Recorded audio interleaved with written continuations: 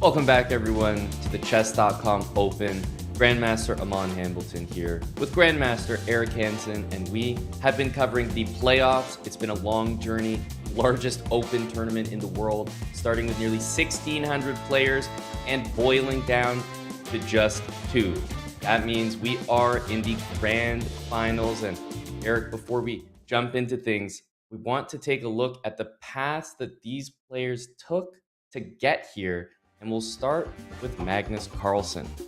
He began in the winner's round of 16. He took on Sarkisian 2.5 to half, and it seemed like smooth sailing, taking out Vincent Keimer in the quarterfinals. And then finally, he really started to meet some of the difficult matchups that he faced. Denis Lazovic, he got by 3-2 with Armageddon. In the winner's final, beating Jan Krzysztof Duda 3-2 again in Armageddon. And that sets us up for what is now the grand final, because Duda dropped down to the losers final, where he had to beat Denis Lazovic himself in order for a chance to play Magnus Carlsen in the grand final again. So Eric, looking back on that journey that Magnus had to take, and the fact that he's already played against his opponent in the grand final, what stands out to you there? I think Magnus is someone who enjoys a good fight and players that are causing problems for him. I mean, he's done pretty much everything you can in chess, and often you hear his interviews. He's very respectful, or just gets excited, when the guys like Ali Rez or some of those top speed chess players, challenge him. Looking at this format, I mean, Duda did drop down to the losers bracket, but at the very end. So in terms of how much both players have played, it's pretty similar. Yesterday was a day off for Magnus, so sometimes that's good rest, sometimes you lose your edge a bit, but I think it's pretty comparable. The real thing here, as Duda mentioned in his interview yesterday, is he mentioned that he doesn't feel it's very realistic for him to win two matches against Magnus back to back. And it's like an interesting comment, because I would probably say the same thing, but it's one of those things that's quite particular to chess compared to many other sports, team sports, where the players have played each other so much, and like have so much respect. Like I truly believe he thinks that, but when you watch like UFC or boxing or a lot of things, they're like, I'm gonna beat this guy. They're going for the champion. You never say it. You don't hear people talk like that. Yeah, even though in chess it's just super common. So I think for him, and based on what he said, a good start is so important, because once Magnus gets going and he starts needling you and his positions, and it feels like you're playing against a brick wall, he's just seeing everything, taking away all the counterplay. You can kind of develop that defeatist attitude. But Duda started off well most of the days, and I think that's so important today, psychologically, against someone like Magnus. You don't want to think too ahead, like I got to beat him once and then beat him again. No, just one game at a time. Keep it simple. Enjoy the moment. Yeah, that's you mentioned, how well he started. I actually wanted to bring the graphic back up, maybe look at how Duda got there himself, because he was actually selected first. The players picked their opponents when it comes to this format in the playoffs. He was selected by Jan Nepomniachtchi, and Jan won that first game. And Duda just stormed back, won 3 games in a row in the round of 16, beating Jan Nepomniachtchi.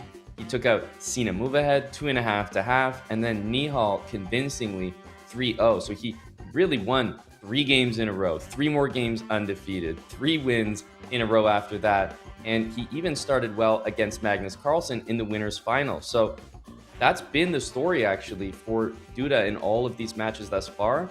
When he dropped down to the losers bracket in the losers final, to be fair, he also started pretty strong. It was only a 2-game match, but obviously draw in the first game and then a win directly after. So he has always started, even the match that he lost, he's always started strong, Eric. So coming into this one, it feels like that's not just good advice for someone like Duda, but it's also something that he has done. And I think he was probably selling himself a little bit short, because that match that he played against Carlsen was definitely one that he knows himself. He even said, look, I actually think I did play really well there. It's unfortunate to not just lose in order to have the match tied, but to lose in Armageddon, where you have a little bit less control sometimes with the bids, and he's going to have to get it done again. He's gonna have to get it done again, and but you're correct. He's played so well every single match, so he has all the reason to be confident heading into this. The Lazovic match was one where it was more about nerves than maybe like the quality of the moves. It wasn't two really high quality games, but he's kind of shown a bit of everything, playing against tacticians, matching them there, pushing Magnus, and even someone like Lazovic, who we covered so much this event. Yeah. It can't be understated just how hard it is to beat Lazovic in a match, and he did do it in the losers final, because I think a lot of audience members and just people following chess more recently might pick Lazovic to win it, because the only people that tend to beat him are like Hikaru or Magnus. Yep. It seems like every time he's taking out more and more big names. So yeah, no, Duda hopefully. By the way, just to mention, it is his birthday, I believe. If There my you go. Facebook, I have on Facebook, so it says it's his birthday today. I think it's his birthday. Playing on your birthday is a bit different psychologically. I haven't had good results I think doing it. I Magnus, don't want people he tends messaging to. me. I don't want people messaging me happy birthday when I gotta play chess and I gotta like get in the zone like after Yep. the match, after the day. But I think he turns, if he's 98, 28. Yep. Yeah, man, guys are growing up fast. That's another thing. Like that interview with Duda felt like he's still, I don't know the cutoff for Gen Z. Don't associate with too many Gen Z individuals. We're millennials, 90s, we're from the 90s, and players that grew up with Magnus or watched them, and the new generation, they would not, I think, speak in an interview like that, if that makes sense, right? A lot of the 15-year-old, 18-year-old kids, Yep. I said they're really strong psychologically, and they're the ones that won't be like, oh, like I can't beat Magnus. Like I've seen some of the That's right. interviews from the challengers coming up, and they're extremely confident and don't have somehow this psychological barrier. And it's not just maybe a barrier, but like maybe they're, Mhm. it's just like very Well, we ambitious and we say optimistic. that they almost don't respect the older generation, and it's Yeah, not like they don't respect them as players, as no, people, but they're not willing to publicly say things like, "I don't think I can beat them," no. because I honestly don't think they believe that. They really do believe that they can beat them, and that manifestation means a lot. You talk, Eric, about the younger generation. We can pull up the standings, the leaderboard, not just the qualification spots from this chess.com Open and the SCC, but the leaderboard. This is where the majority of players are going to qualify from. And we can see that younger generation, Nihal Sarin, Sina Movahead, they have their points earned from this chess.com Open already added. This is the road to the Esports World Cup in August. And quite notably there, Nihal and Sina moving up to 6th and 7th. Like, remember, Sina was number 20 on the list, Eric. He jumped all the way up to 7th. And I'd like to mention, he's currently unsigned to an esports org. So, putting out the bulletin to all esports org following along and listening in. Wouldn't be surprised, Eric, to see not only Sina potentially qualify, but also to be signed. Yeah, we have a bit of experience in esports ourselves, and there's a lot of esports orgs out there. I'm telling you, Cena Move Ahead is good value. He's only going to get stronger, only going to compete in this circuit more competitively each year. So I think right now is a great buy low opportunity before he just gets direct qualification in 1 year, and it'll be too late, especially for those smaller esports orgs. I think Yep. that's how you have to be. Yep, completely agree. And as you said, only going to get stronger. But the focus today is on Magnus Carlsen and Jan Krzysztof Duda. We know that Magnus had that result the last time they played 3-2, but that just speaks to how close the match really was. I think one of the difficult things about Magnus, Eric, is you really have to capitalize on those opportunities. If you get an early win against him in a match, that's your chance because you don't put him away. You saw exactly what happened. He comes back, he wins on demand, he wins in Armageddon. It's so difficult to beat him. And, the next time you play him, he's probably not going to show up in the same form. It's so rare to catch Magnus Carlsen on an off day, when you're also having a great day of chess. And that, Duda's almost painted the picture that needs to happen again. Those same circumstances where he's feeling good, playing well, and Magnus is a little bit sloppy out of the gate. And we saw Duda started very well in all of his matchups. He needs to do it again. Yeah, when you think about beating Magnus and some of the players that cause him problems, The way Duda was doing it, he was actually just outplaying him. Sometimes Magnus gets in his own head. He's not playing too well. He can be visibly frustrated. There's players like Ali Reza that is frustrating for Magnus because tactically he can overwhelm or pull out some bad positions because Magnus often is pushing as a Right. strategically better position. So often it's like those tricky players that are very resilient that can be frustrating. In Duda's case, though, from what I saw in their match, he was actually just doing everything right and being challenging in every aspect. The tough thing about that is it's very hard to maintain that, where your kind of win condition against Magnus is just uh, outplaying him every game. That's It's right. not like Duda. He's capable of it, but he's not like winning lost positions. He There's a chance he could have won the match. Let's say 3-1 if he wins that Kings Indian game as white in that final round. Like, but it was like all from good positions pretty much. And so today, especially if he wants to make it, let's say 2 sets, win the first match and get that losers bracket like redemption. Um, he's gonna have to probably pull out some tough positions. That's right. um, that game we watched, their Armageddon game, he was mentioning, he didn't play very well. He didn't predict Magnus's moves. That was a couple days ago. And will we see one of those games where he's able to change? You see that eval bar during the games where a player slowly but surely reverses it, because that is absolutely one of the best ways to frustrate a player, especially Magnus. When he doesn't win a position he feels like he should have won, That's right. you can really get in your own head, and there's almost no time to reset between games. So, Yep. That's an important point. You think of someone like Noterbeck, that's someone that really does have that style. See him come back from tough positions into wins, but into draws, saving lost positions. And that's a style that can definitely frustrate Magnus, but it takes someone who has that in their wheelhouse. That doesn't feel like the way that Vyacheslav Duda will get his results. So then you're focusing more on just the pure chess, making it happen on the board. And I think we are nearing and it is Vyacheslav birthday. So nice call, Eric. Playing on his birthday, and hopefully, he's looking to get two matchups. The format in this grand final, as we know, is that immediate four-game match, and he's hoping to win it so he can run it back for four more games. But it all starts with this, and it all starts with an opening here, Eric, that looks really unusual. E4, C5, knight A3. We'll just start with the obvious. Have you seen this before? yes, I have. And when I was playing in Russia a bit more about 15 years ago, this line was championed by a very strong GM, but creative, Vadim Zvagintsev. I believe this is his line. Maybe I read an article about it. He was playing stuff like this, and that's about it. I haven't played it in a serious game, but there was a period I think he was playing it quite a bit in classical, and this was like a 2650, top 100 grandmaster. Magnus, because he's a walking encyclopedia of chess. Yep. He can play anything, and he has a reason why he's playing it. He's seen it in a book or he's thought about it.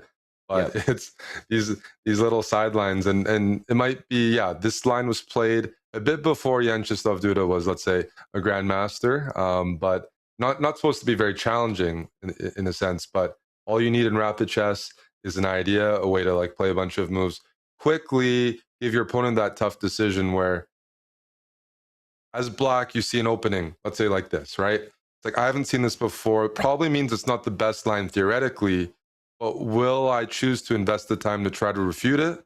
Because if I spend 2-3 minutes trying to solve an opening, that might be a bad allocation, especially if I'm wrong there. Maybe I just stick with natural moves. And I think we see that from black, which is totally fine. The natural moves work. A bit of a dragon setup or close Sicilian where black plays, fianchettos and puts the pawns c5, d6, c5, just bit of a dark square game plan here and Yeah, and preparing he's b5, b4. he's changed, I guess, the normal structure. You'd have the knight on c2 and the pawn on c3 flipped. If we were just thinking about natural development, the knight would be on c3, the pawn on c2. But here, not quite the same. White does have more control of the dark squares, but perhaps less control of that e4 pawn. And as I mentioned, that the move c4 appears on the board, never a move that you'd really ever consider in the standard version of this position. But with that knight placement, perhaps this is him saying, I am going to directly play against this idea of knight c2.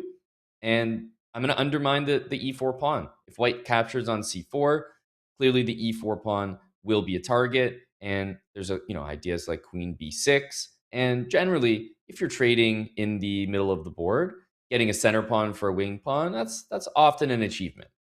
Yeah, I mean, the C pawn for the D pawn goes back to the Sicilian, an open Sicilian.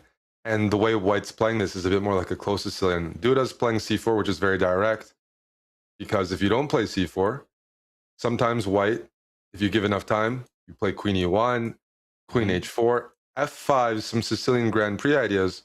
And you try to play Bishop H6 and just attack Black's king. It's about timing here. And Duda, though, at least he got rid of some of Magnus's pawn center. By removing the D pawn, it means if White ever plays E5, this E5 pawn, yes, it kicks away the knight, but it becomes very weak. There's no further pawn to support it. So it does take away some of White's ability to compress and challenge that king side. I think what Duda is doing makes a lot of sense, but still, Magnus, he's playing this. He knows where the pieces go and pretty much every structure. Queen E1, Queen H4 Yep. still makes sense because on the queen side, it's okay. A4 is a bit of a prophylactic move. It's like, well, I would still want to play Queen E1, Queen H4, I think. But if you Yep. play B5, I take once, and at least I have the open A file for the rook, as opposed to just allowing Black to get B5 right away, and your rook is That's still right. on A1. Yeah, and you can play, to really prevent the idea with queen e2, but queen e1 is playing for your own ideas on the queen side. So a4 is just that middle ground between allowing the move b5, but still achieving something, the open a file, and then continuing with your plan of queen e1, queen h4. It almost resembles those Smith-Morra positions where black captures on d4, pushes the pawn forward to d3, and white ends up taking back. So Duda is in a position now I think he's relatively familiar with, but still, the placement of this knight on c2 remains unusual, and it appears as though Magnus is, at minimum here, going to claim the bishop pair. You don't play bishop g4 really to do anything but capture the knight on f3, so it remains to be seen. Magnus isn't always interested in playing a move like h3 when bishop g4 is going to capture on f3 anyway, voluntarily, as we just saw. Yeah, no, now without the light square bishop for Duda, it clearly means Magnus has more control over light squares. So when you decide about even which move you want to play on the king side, like let's say Luft, H3 or G3, you might be more inclined to actually play G3 in certain Yep. positions because you're more confident on the light squares as opposed to H3. Whereas maybe Black starts, sometimes Black will play E5 or challenge the dark squares. Queen H4. I like Magnus's position. I have to say, I think what you mentioned was pretty good about the knight being on C2. It's just a different position than that's just the difference. And it's not that familiar playing against knight on Yep. C2. When you're as black and you want to play B5, B4, it changes things. It can throw your opponent off. Just a little tweak in the position. Magnus is so good at figuring out what type of position my opponent won't be familiar with. I'm sure he had time, didn't play yesterday, probably followed the event, is like, okay, I'm playing Duda. What can I change from the first match? They played five 10-minute games. That's still quite a bit of a sample size.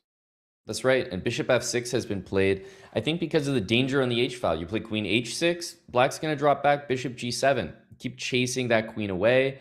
And if you go, h4, bishop f6, if you go to g4, you might consider even h5 and king g7 and just keep chasing that queen around.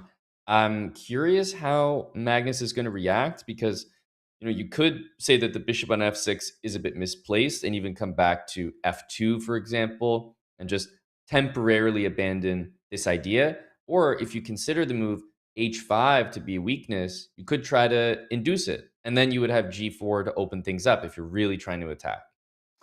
Yeah, and I'm also curious if b5 is a good move for black, because if b5 isn't a good move for black, then if I'm Magnus here, I don't need to play queen h6 or hang around the king side. I'll drop my queen back, let you play b5 and argue the b5 pawn. If I can fix it, will be a target, especially because it's a light square of a light square bishop.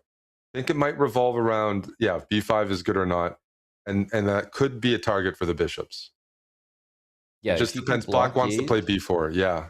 Exactly. I mean, if you play a move like, okay, I was not expecting knight b4 directly like this, but I was going to say if you try to play b4, that would be ideal to really fix that pawn, but the c3 pawn would drop. So Magnus has found a much different and unorthodox way to blockade the b pawn. But if you take, a7 is a place you could see a white rook landing, b5 is a clear target, the knight on d7 doesn't have e5 or c5, and you could envision a future where maybe the knight just doesn't have anywhere to go. Like it can't move to b6. That's the problem piece. Yeah, can't move to b6. It takes some time. I think the reason I don't think this is that bad for black is the rook on f3 is completely misplaced. If we're Yep. not attacking on the king side and he's playing positionally now, let's just say at some point we want to go queen e2, target this. I want my white rooks to be able to double on a file. Because if black's defending b5 with a queen and a rook, if we can get, I'm just envisioning rook here, and white could get two rooks on the c file and pressure, let's say the c file, c7, that would Yep. stretch the resources for black. The knight on d7, as you mentioned, doesn't have a steady place, but we're a few moves away from generating that type of counterplay. And in the meantime, Duda's just using the a file and saying, don't think you have time to double or triple put pressure on b5 because b2 is an immediate target. Yeah, the position is definitely one that I wouldn't say Magnus can be too happy with. I mean, knight b4 looks interesting, but fundamentally, it also looks wrong. The doubled isolated pawns on the b file. I feel like I almost find myself crediting knight b4 because Magnus has played it just a little bit, whereas the move itself doesn't feel extremely dangerous, even if you win the b pawn for white. It feels like the b4 pawn will be lost. I mean, black's going to play rook to b8, and there's no way that I win the b pawn and hang on to both of my own b pawns as white. So I'm just not seeing a future that looks that dangerous, but Magnus is playing slowly, and I think what he's trying to say is there's no immediate path through, and I'm making these small moves that improve the position. Perhaps at some point, black is going to realize, okay, I need to do something because my position is not getting any better than it is. Well, I like this move, Amon. e5, very standard Sicilian move. It's a positional move in a lot of ways. You take on f4. He's done that right away. Yep. Taking away the f4 pawn means you'd love to place a piece or on dark squares. A knight on e5, in this case, maybe it wasn't, you didn't have the time for it. But even here, you mentioned the bishop on b5. Not sure you can take it in some lines. So maybe queen e7. There's Yeah. tactics, right? Queen e7, take on b5. Nope, there's queen e5 check, hitting the bishop. And even if you Hmm. don't, even if you move your king out of the way, that queen going in the e5 will still be dangerous in a lot of lines. It centralizes, it targets dark squares, b2, g3, and Yep. there's tactical counterplay for black, and even positionally, just this outpost on e5 could be really useful in the long run. Yeah. One of the things about White's position is that as soon as you start doing stuff with the black queen, queen e7, queen e5, you might allow rook c7. So in some ways, I was going to say I understand rook a1 because you have two rooks for black on the a file. And it almost feels like you only need one, right? You're controlling the A file. You're not making any progress on the B pawn anymore. So I understand trading a pair of rooks. Now F7's defended, B5 is defended. But if the knight on H5 could transfer to the E5 square, I think black would have a very, very nice position. That is clearly difficult to do. That is, if we would prefer black's position if the knight was just placed on e5, that would be perfect. But queen d4, Magnus is making it pretty tricky. I'm seeing some positions, man. Let's say we want to trade the queens off. We're like, oh, white has doubled b pawns. The end Yep. games aren't that great. Queen a7, targeting maybe even g1, forcing the queens off. Well, the problem is here, it's probably a bit too much because I have time to take it. Rook b7, maybe bishop c4, and f7 is loose. And this knight Yep. feels a bit out of play on h5. So Duda can't quite force the queens off. There are some concerns with f7 and b5, Yep. but And he's the bishop on b3 will find some time to play bishop c2, bishop b3. You can let's do it target right now. f7. Yep. Yeah. The rook dropping back, defending d6, bishop c2, bishop b3, f7 is the tender point. Yep, because I think white can play, for Queen 8. example, queen. I thought we might see that queen e7, queen e5 idea. But basically, if white puts the bishop on d5 and black trades queens, you can always strand the knight with move like g3 and kind of switch sides over to the queen side, any endgame, that bishop is going to win that b pawn. So you have to be very scared. Well, I think Guys this go is for just b5. a mistake from Duda. He really thought this discover check was quite powerful, and Yep. it is if you have to move your king down, allowing rook a1 check. If White had to react with king g1, king h1, but Okay, rook. e5. Wow, knight f6 played. My I thought first thought g3 was was going to be played first of all for Magnus, but correct. Correct. Now G3 feels unusual. You really don't like exposing your king on the second rank. So I understand E5 if you just want an alternative to G3. I thought we might have seen a rook E6 move or even an F6 move. Like I wanted to attack this pawn, but clearly Black wants to do the same thing just without losing D5. So what is Magnus going to play here? The knight's untouchable due to the pin. And you can't really move out of the pin with king g1 because you're inviting all of those rook a1 moves. well, there's a nice line here. Rook c3, hitting the queen. The queen is pinning this pawn, so it has to stay on the diagonal, right? Otherwise, you'll lose your knight. So let's say queen b8. And I go rook c5, centralizing the rook, hitting b5, d5. The pawn is pinned, but d5 is loose. Let's just say you take here, bishop takes d5. And the point being is you can't take here because it is discover check on f7. But if you just trade, Magnus is up a pawn and he's got threats. He has rook d8, would be winning the queen, and rook d6 as well to block that diagonal. Let's see what happened. Queen f4. Just played queen f4, knight back to Hmm. h5. I mean, looking to repeat, right? Queen d4. Now I'm wondering, will he even go back to f6 or come up with a different move? He doesn't have to repeat here. You mentioned rook e6. It's just hard to play because d5 and f7 fall in some lines. And that might not be the end of the world based on the quality of White's extra pawn, which is on the b file. But rook c3, we're seeing that, chess.com arrow. That is the best move. I have to say, I'm on a warm-up game for the players because I think rook c3 is a big miss. That looks like a Yep. really good position. Yeah, it does. Rook c3 from Magnus. I can understand knight f6 from Duda more than a lack of rook c3 because it does force the queen. It's very forcing, right? The queen has to stay on the diagonal.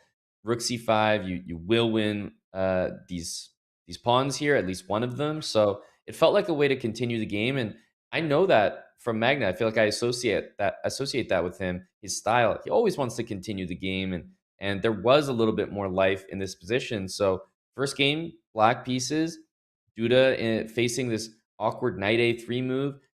I thought he handled it pretty well, but at the end of the day, he got a position that was a little bit difficult. Magnus was starting to get something. Right when I thought he actually had something, they do repeat for a draw. So from Duda's perspective, you'll take that heading into the game with the white pieces.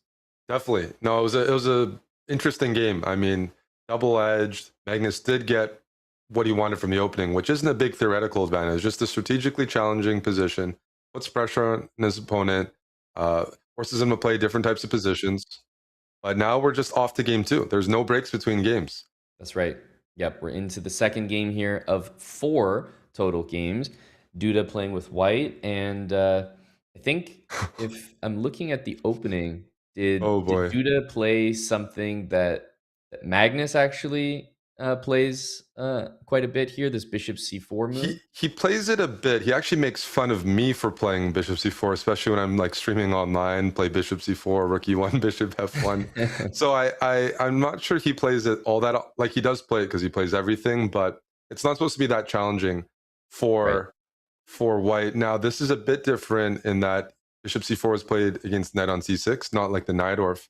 I Correct. saw a recent match between Topalov and Erdogmas, the young Yeah. prodigy from Turkey, and they were debating this position, like positions where White plays Bishop C4 on the Sicilian, A3 drops the bishop back, like just this timid. The Sicilian is typically sharp. White challenges the position, attacks. Topalov played a more timid approach, and they were just. I saw a post-mortem where they were like talking for a very long time and arguing about the merits of the position. In a very interesting match that just happened. But yeah, usually for White, you want the center. Yeah. So putting the bishop there maybe blocks your c pawn. At some point, though, look to see c3 and d4. If you don't do that, d3, a3, bishop a2, but maneuvering positions without a lot of, that's Magnus's strength. So I'm curious what he has in mind. Yeah. Yanchistov Duda here, because it's not the most challenging opening normally, and it also plays to Magnus's strengths a little bit. He plays sometimes in the style as white, but yeah, okay, there we go. That's what I'm talking about. I was like, Yeah. I don't think Duda, even his keys to winning the match, would be playing very quietly and hoping Magnus blunders in some like slow position. No, no, this e4 move, that's what we're talking about. Sacrificing a pawn, opening up some lines. This is exciting. Yeah. People watching might, be familiar with, for example, those wing gambits in the Sicilian. This is obviously borrowing some of those ideas here.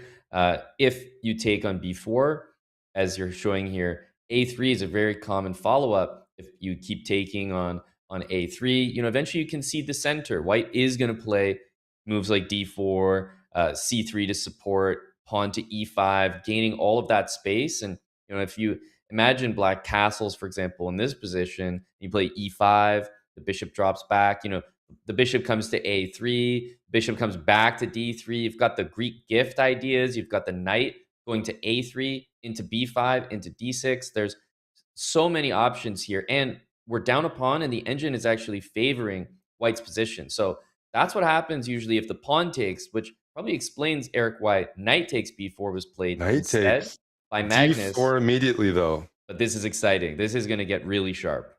It's very specific. The bishop isn't always landing on d6, right? Just in front of your d pawn. It feels counterintuitive for black to Maybe block your d c3, pawn. And pawn takes, here, and c3 could be like queen well, I was takes saying the d4 bishop looks on d6 looks because good it's enough. hanging. Yeah, Yep. and Yep. you see g7 and d6 are both loose, and losing g7 I don't think is what Magnus is planning. But you did mention you could go c3, but yeah, queen takes d4 in this position would be very strong. Yeah, knight c2 is available, but just unplayable. And Magnus is in a position that he's going to have to work pretty hard in. There's a couple ways you can play this. I could imagine, an idea like even pushing the pawn forward further, like d5, eventually kicking this knight out with like an a3 or c3, and just almost playing down a pawn where you're restricting the pieces, you're sending them to bad squares. So I feel like, move like d5, taking away the c6 square could be an interesting consideration where your goal is to kick the knight back to a6 and just focus all your pieces on the king side and generate a lot of counterplay and pressure where black has like the knight a6, bishop d6, bishop c8, rook a8. They're all not really in the game, and the game is happening on the king side. Yeah, I like the d5 move, and the other move I also like is potentially just bishop b2. In the Hmm. meantime, I want to play d5, but just maintaining the tension can be a bit challenging because we still see the same recurring idea that this Nice. bishop on d6 and that pawn on g7 can be simultaneously attacked, and that's annoying for Magnus. Magnus wants to take on d4, right? Get rid of white center. If you can successfully take on d4 without getting crushed, then look at white's pawns. You got split pawns on the queen side. You lose your center. That's not Hmm. ideal, but as soon as Magnus prepares to take on d4, then we might see your d5 move, Yep. compressing, cramping black's position, opening up that diagonal over here. So it's all about the timing, but I'm liking the opening from Duda. This is what we want to see. If you want to like try to beat Magnus, challenge him, sack a Yep. pawn, play a position he might not be too familiar with. Maybe neither player is, but it's sharp, fireworks. It's good. Yeah, and I was gonna say Magnus is probably gonna lash out if you take that move back, knight c6 from b4. Then we might see d5, and I could see a line like knight c6, d5, takes, knight a5, and bishop d3, and you're just happy to bring the pieces. Look at the two bishops lining up. The d pawn is like quote unquote hanging, but absolutely not. Bishop h7 is the threat. This would be a disaster for Magnus. So it's no surprise, Eric, on the live board we have Magnus lashing out, playing b5. He's not willing to just take a position where his opponent is dictating things. He wants to change the pace of the game and say, okay, I'll play b5. Yes, I'm handing things back, but now the fight is on the queen side where Magnus's pieces are at least, and Duda has to find a way to develop his pieces correctly. Yeah, I think Magnus was looking at resulting positions. He's like, I can't keep playing this position. Time's Yep. going down. Every single move is stressful. There's attacking ideas for white. I'd rather give up a pawn and make things complicated and not give Duda just a one-way game where he maintains Magnus would be up a pawn but have to fend off vicious attacks on the king side. He'd rather be disrupting on the queen side and posing some questions, right? Even the b file, even see the bishop on b5, bishop on b2. At some point, there's Yep. a6, and there might be tactics on this bishop on b2, which is a very important attacking piece. That's right. Knight g6 is a helpful move for a few reasons. It gives space for the bishop on d6. It allows the queen to move to the king side. Maybe knight f4 could be useful in the future. And it does sort of take care of the king side a little bit. Moves like knight g5, a bishop on d3 aimed at the king, they're much less scary. So that move, I feel like, does a lot for Magnus's position. And you're starting to see that Magnus's pieces do have, I mean, I can kind of see where they all want to go now.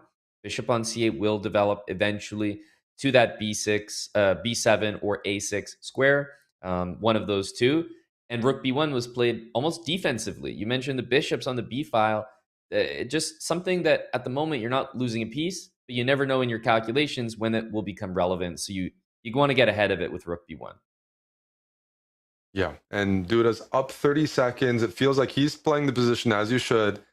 Most of the tough questions are for Magnus, and well, knight takes a2. Amon Magnus isn't known as the biggest pawn grabber. He's a No, intuitive player, practical player. Decides things based on like, is it easy for me to play? Do I like this position? Not about what's always the best move. Knight a2 is one of those moves that yes, you win a pawn, but that could end up being something you regret down the line if you get attacked and your knight is just stuck on the queen side all the way on a2 that you end up regretting. Let's yep, go. Let's play aggressive. Let's go d5 here. Open up this bishop. Um, put a bit more pressure on. Let's just say that you move the knight back. Then I go c3. Then knight a6, that's right. e5, and this looks very very scary. But the problem is if we take, I'm not sure that favors. Well, actually, that just loses. Now we Yeah, see that's why the right. knight's not on a2 because Yep. there's a double attack. So I'm quite surprised by this decision. This is one of those decisions that you can end up losing sleep over. Yep. Knight a2, d5 played. And it's just Magnus's position, although it has never been possible yet. What he wants to do, and we've said from the start, typical Sicilian, you want to play c5 takes d4. That helps Black's position. But there's always been queen takes d4, threatening checkmate on g7 and the bishop on d6. So it just hasn't been possible. And now that's why d5 is very well timed. E5 is under white's control. So it's not like you can just put a knight or a bishop on e5 as black. E5 is a threat now. You can't take on d5. And if you want to extract the knight, well, knight b4, you get kicked around. I get concerned though, if I don't play knight b4, well, then I might get c3 and I'll never get the knight out again. Queen d4 played immediately, and Amon, that's a shocker to me because c3, Magnus will very likely spot. We see that blue indicator here that it's the best move, maybe the only move, but it's not hard to see because No, when and you it see c3, the bishop's attacked. You don't want to lose your good bishop for this knight on a2. No, and that's a huge achievement because C3 also extracts the knight on A2. Duda is absolutely shaking his head. It's a clear miss. He expected maybe F6, E5. He was going to take the C4 pawn, having to lose the dark square bishop. But more importantly, Magnus needs to spend no time getting his knight out from A2. He can also consider e5, but yeah, he's going to just take, extract the piece. Magnus is happy here. There's no sugarcoating it. This is just a good position now for Magnus. It doesn't mean that Duda is losing, but he's definitely lost any initiative or push that he had, I think, in that previous position. Oh, completely. I think this is such a big blunder from Duda. There's no more pressure on the king side. And now if you just take a look at the queen side, Black has the bishop pair. Yes, Black is not fully developed, but White's pieces aren't in a position to necessarily challenge that. And even we talked about the bishop pair, I see a move like a5. Magnus decides to Mhm. develop a5 with just the basic idea of bishop b4. Bishop b7, no problem there. Although knight c4, and maybe that's why a5 was really important, because the question is, where do we place this bishop? He decides just to develop the queen, Hmm. pinning the knight as well. So that's one way to preserve the bishop pair. I'm wondering if queen d2, for example, is getting that blue arrow is just for the move d6. Like, yeah, if you play this move, for example, I'm looking at d6, but I was saying bishop c5 is the square that I want to put that bishop, and then d6 looks strong. If bishop f4, maybe we just move the queen. Oh yeah, so queen Queen d2, bishop d2, f4, and queen d4, and for somehow example. d5 is guarded, e5 is covered, everything Yep. is centralized, and it's You're holding for starting white. to worry maybe about g3, h4. All of your pieces are lacking squares. And white, with the knight on c4, has a surprisingly good control of those dark squares. The move that we saw Duda play was not queen d2, but queen d4. And now that hands over bishop c5 with a tempo. He's playing d6. This is the move we talked about. Wow, g4. I wanted to play d6 no matter what. This is still a game, though, where Magnus, I don't think he could say he's fully solved his development issues from the opening. He's got a good position. He's got an important move to find here. But there's just something about White's position that feels a bit more together. Black's pieces are like all on the queen side, and then just the lone knight on g6. But if he finds all the right moves, I think he's really going to strike with these bishops on the queen side. That's right. The position's opened up. So strategically, there's a risk for Duda. Yes, he's provoking weaknesses near Magnus's king, but the bishops are getting stronger every single move. And Yep. see this bishop on b7. I'm looking at bishop e4, bishop d5 as some nice squares it can jump to. And the knight on c4 is well placed, but when you take a look at f5, what does it weaken? The light squares around the king. The knight on c4 kind of blocks that diagonal. So it takes Duda a little bit of time to get the right setup. Bishop b3, and then you have discovered attacks. But I So think Magnus Magnus, is right in time to potentially guard against that. he's shaking his head, and I wonder if it was because basically why he's really confused himself here. Why did I play a6? He's asking because the bishop wanted to go to a4 and b3. Perhaps White's next Anyways, move would be bishop a4 voluntarily. So now the bishop gets to go to b3. The only question is bishop takes f2. This is this other idea to maybe win material on c4 here. Kind of an unexpected one, but I believe it does work. So might get a different move than just directly bishop to b3.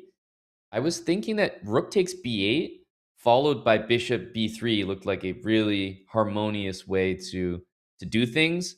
this But is a bit Duda, of, there's some tricks here, Amon, just in the yep, immediate position, right?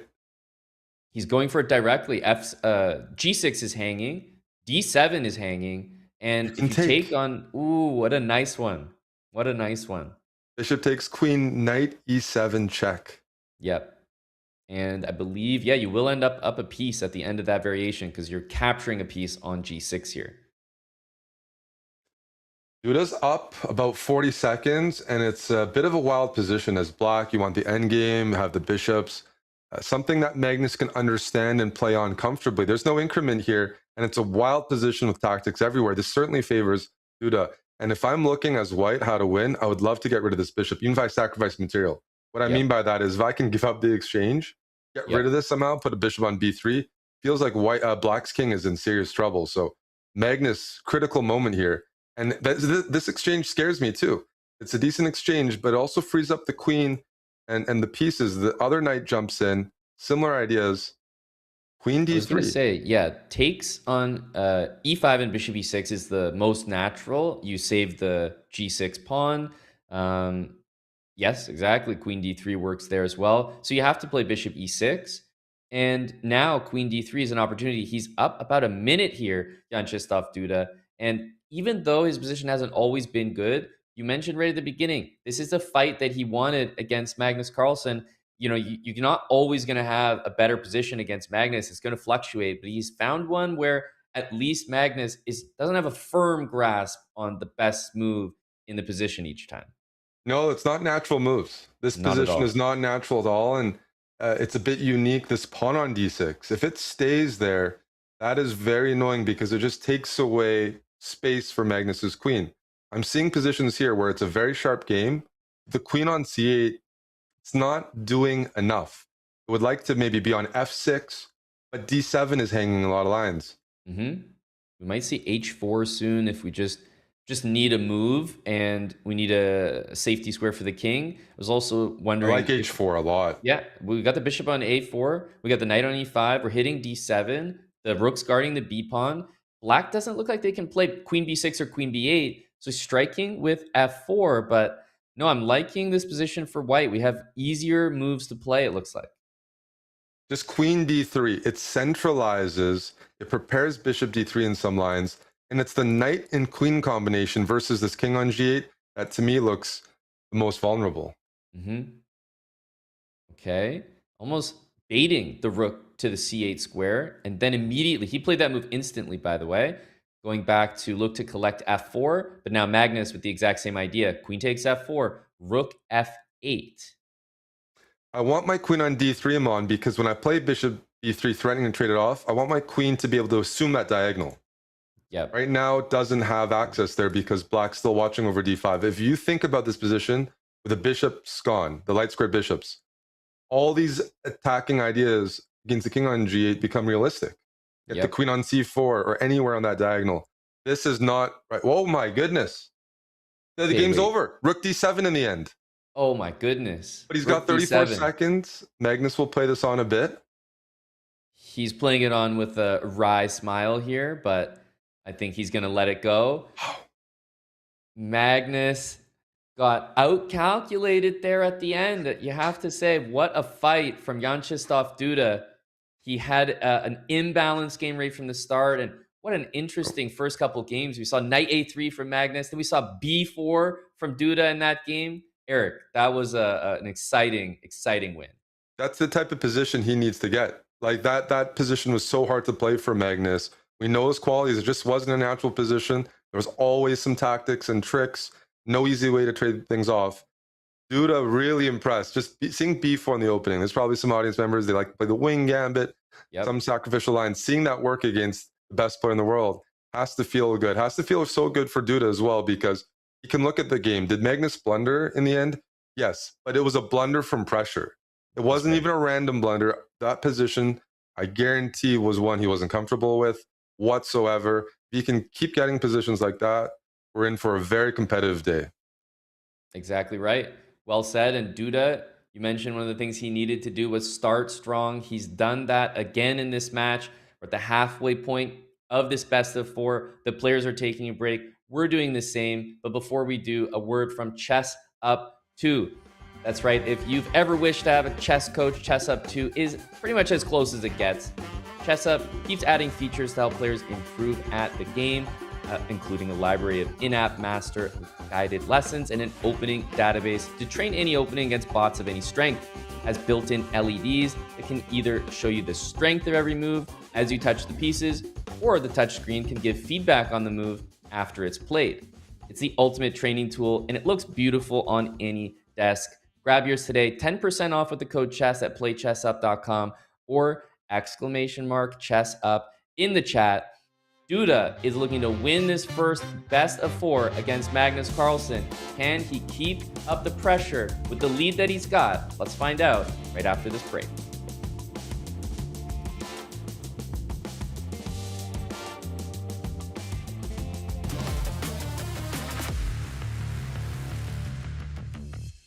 I think the Speed Chess Championship in 2024 against Alireza is close to the best that I can play, at least that format. It's rare to have days where I just feel my best, but that was one of them.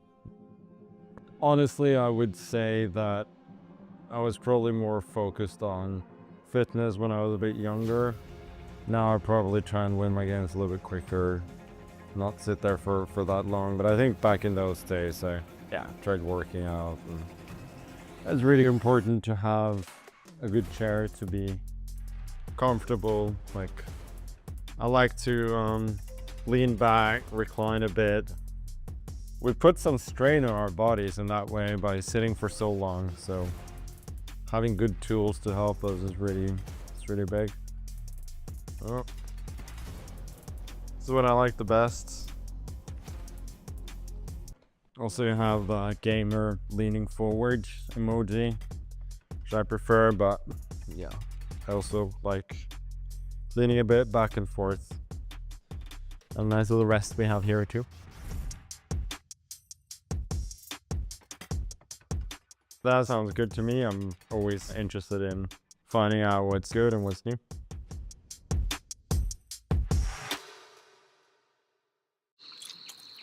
Gum is dumb.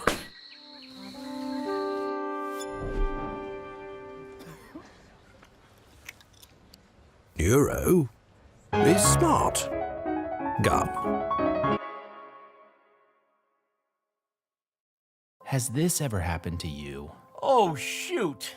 Another mouse slip. What about this? Oh, well, holy bishops en passant. I think I'm getting carpal tunnel. If only there was a way to play online chess with a real-life board. What if I told you you can with Chess Up 2? That's right. With Chess Up 2, you can now play over the board online. Wow. Simply connect your chess.com account to our state-of-the-art Chess Up 2 and get a game started. Every time you move, our revolutionary board will transmit the data online directly to your opponent. And as soon as they move, squares will light up, signifying which piece is going where. Well, shucks.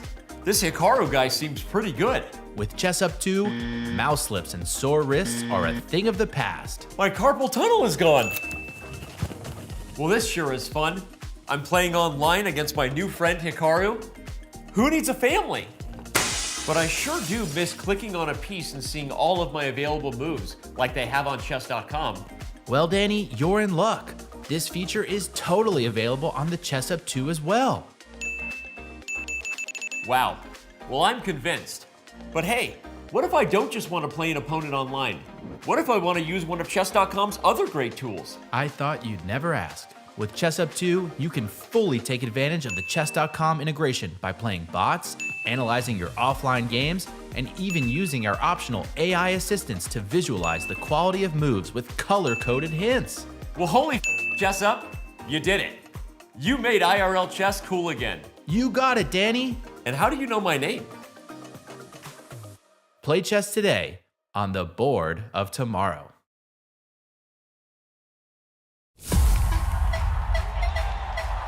This is the Esports World Cup, and in 2026, we're raising the bar again. For 7 weeks starting in July, over 2,000 players from more than 200 clubs will compete in 24 game titles. And with a life-changing prize pool exceeding $75 million, the club championship stakes have never been higher. The club with the most points will be crowned as the best esports club in the world, taking home an incredible $7 million grand prize. But that's not all.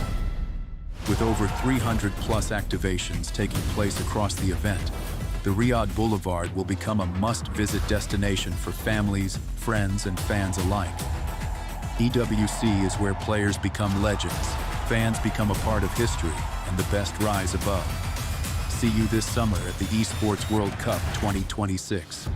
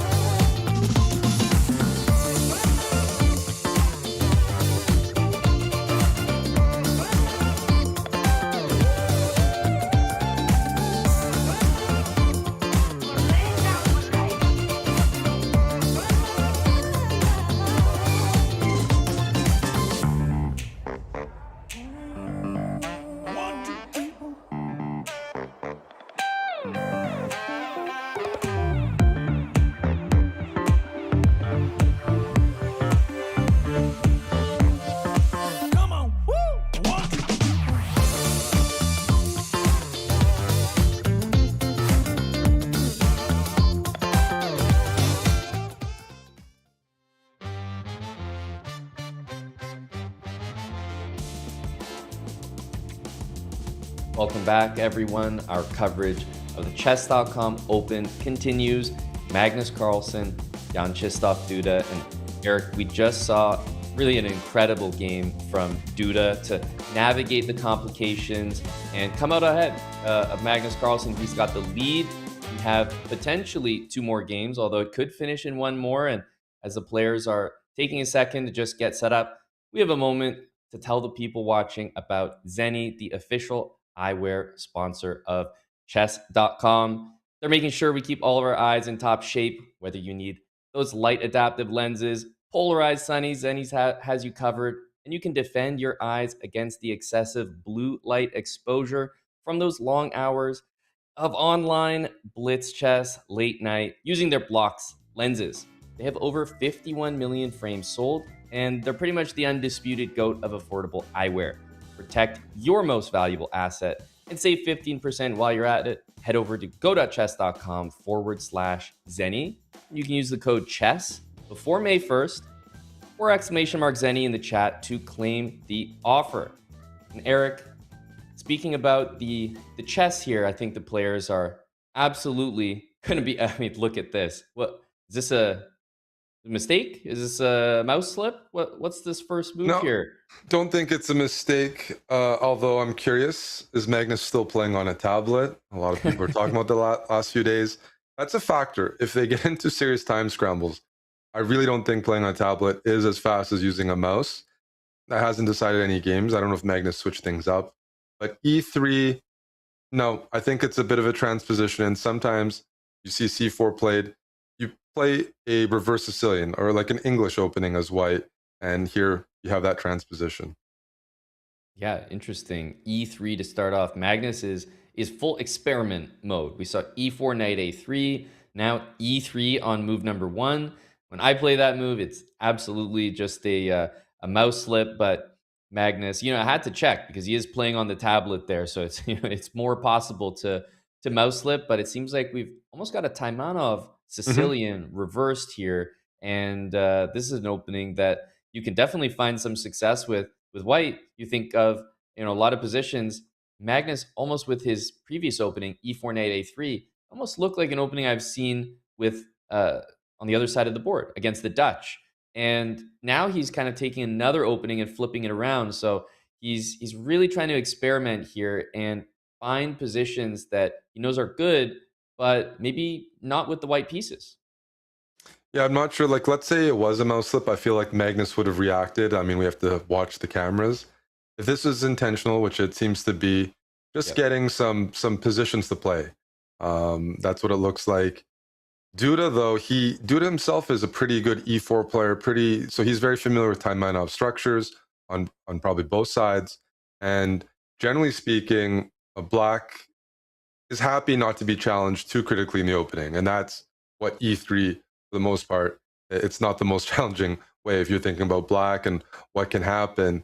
It gives black time to develop and castle without a lot of pressure in the center, and that's what we see right now. Plenty of time. Duda's played A6. Magnus just wants the position. I'm curious if at some point black decides to play F5, which maybe gives this queen and bishop battery a bit more scope, but on the other hand, gives black a bit more space. Yeah, I think that if white's not trying to do anything too crazy in the position, we'll probably see bishop E2, D3, castles. That's an easy way to just get the pieces out. But bishop D3 indicates something different, and Magnus developed his bishop to this square in the previous game as well with the black pieces. It seems unusual blocking the d-pawn, but for the most part, that's what sets the Taimanov opening apart from some of those other Sicilians, is you often leave that pawn home. So we could see a situation where you play a move like H4 and you just go all in on the attack. The knight wants to jump to the G5 square. We'll have more control over E4. And at the moment, of course, E4 is not possible due to queen takes G7 checkmate. We have to talk about the match situation. Duda's up 1.5. So he's 1 win away from securing this match, earning a rematch. And this is Magnus's last white. Right? Yep. Game 4, in case it's a draw, then Duda would have the white pieces. It'd be another tough task. So I think he wants to make it as imbalanced as possible. And that's why you see a bit of a funny looking position. As you mentioned, the bishop is on D3. I'm curious, Simon, does it draw back to C2? Does it go to e4? Hmm. What's the game plan? Because now Magnus is castled, so we don't see typically the h4 plan played as much That's when right. white castles.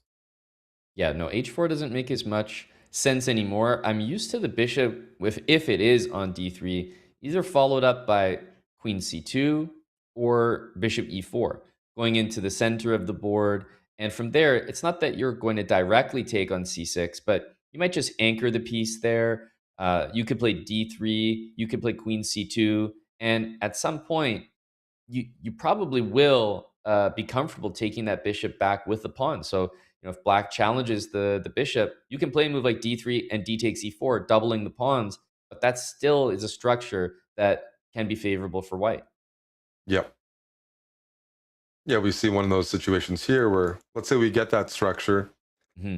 The bishop on d6, long-term prospects, maybe not the best. I think it's playable, but there might be a little bit of a push for Magnus. You could maybe use that d5 square, use the c file. The other thing with the bishop on e4 is, as black, you're tempted to kick it out with maybe f5 in the future. That's that committal decision I'm not quite sure about. That makes this position a little bit challenging. If you don't play f5, I feel like then your move bishop f5 might come into play, but c6 is also something to consider. The bishop on e4 is annoying. Look at where black's pieces are headed. You can see the rook's doubling. If you can't really remove this bishop, then all the pieces you have concentrated in the center, they can't make further progress. You do need to remove this bishop. White has easy moves like maybe rook c1, further pressure on the c file, maybe h3, maybe rook fd1. And black's going to have to think about how to rearrange the pieces here to grab some space. Yeah, I'm also thinking if the bishop continues to not be removed, knight d2 and either knight b3 to c5 or knight c4 directly, they both look like really annoying moves to see. So it does feel like Magnus has more going on. Like, look at the way that black has played rook e7, rook d8. I mean, they're decent moves. I thought rook e7 was to double the rooks. Instead, it looks like rook d8. Maybe now he's thinking about the possibility of dropping the bishop back to c8. What's the big push that's coming next for black? The bishop can't move. Sometimes you see a5, but the way that black's played the game, we just won't see that. So I'm seeing slow, timid moves without removing the bishop from e4. I'm pretty nervous for Jan Krzysztof Duda. Now Magnus has played knight d2. There's a really clear plan for white. I'm not quite seeing it for black unless we evict this bishop. I think the moment to do that has passed a bit. We're not seeing great ways to do it now. And as we mentioned, just a timid approach. This is allowing what Magnus is going for, a maneuvering position where he has good pieces, clear play, and black, on the other hand, we don't know. Where does black gain more space? The knight d2 maneuver is being played, and I'm expecting to see the knight to jump into, there we go, c4. And, now if you take a look at a move like f5, I just drop it back. And these pawns are pretty loose, and the bishop stays on the diagonal because it's been timed after the knight's moved away from f3. So all of Magnus's pieces are breathing life into the position. Yeah, and I mean, what do you do other than that? Sometimes there is an idea to play. Okay, it does start with f5. That makes sense at least. I wonder if he's going to follow up with a queen move. Queen f6, I was thinking. Queen f7 has been played. The long-term idea might be to play like bishop e6 and bishop to d5. But you also have to consider Magnus can pull the trigger on something like bishop takes c6, knight a5, if you really want to potentially go win material on the queen side. That's right. And then there's the other plan. Do you want to take on d6? Not always. It's a good knight on c4. The bishop on d6 isn't great, but a typical plan in the Sicilian structures, use these queenside pawns, fight for that c file. Also, think about this bishop. This bishop now doesn't want to attack e5. It's the base d6 I want access to. So by playing a4, threatening b5, I can activate my bishop here, but also use the c file, bring my queen or rooks in, and get some pressure going there. It's a big decision, but I think that's very easy for Magnus, knight d6. On the other hand, by keeping the tension, sometimes you want to invite your opponent to play e4, because when you trade on e4, that e4 pawn can be a weakness. It also opens up your dark square bishop. So he might take his time here and get a better version of what I was mentioning. And if you evaluate bishop e6, bishop takes c6, and knight a5 as good for white, then you don't really get concerned when you see it. So I like the waiting move in that sense. It delays black's idea of bishop e6, and that's why I think we've seen rook f8 from Duda continuing to wait around. But now it's that moment where perhaps knight takes d6, a4. Does it make even more sense because bishop a3 feels like it's hitting the rooks in a better way now that they're all lined up. Yeah, I think that's totally normal. And queen c2, I was going to say, is the other natural move. You move the queen back, you're defending e4 now. And I think what you mentioned is pretty critical. By just keeping the position as is and slowly improving, you make it hard for black to decide what to do with this bishop. That's the thing. And without being able to optimize this bishop, because of those lines of knight, bishop takes c6, knight a5, we see a move like king h8, a couple waiting moves.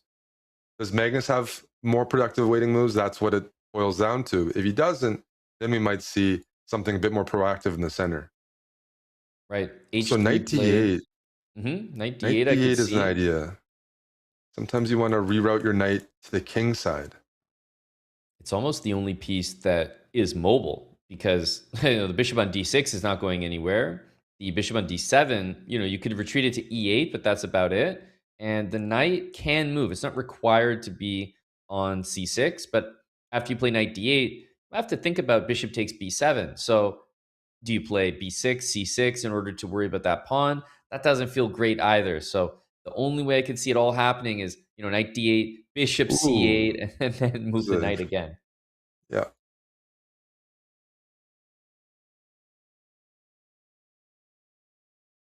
I think Duda will do well in sharp positions.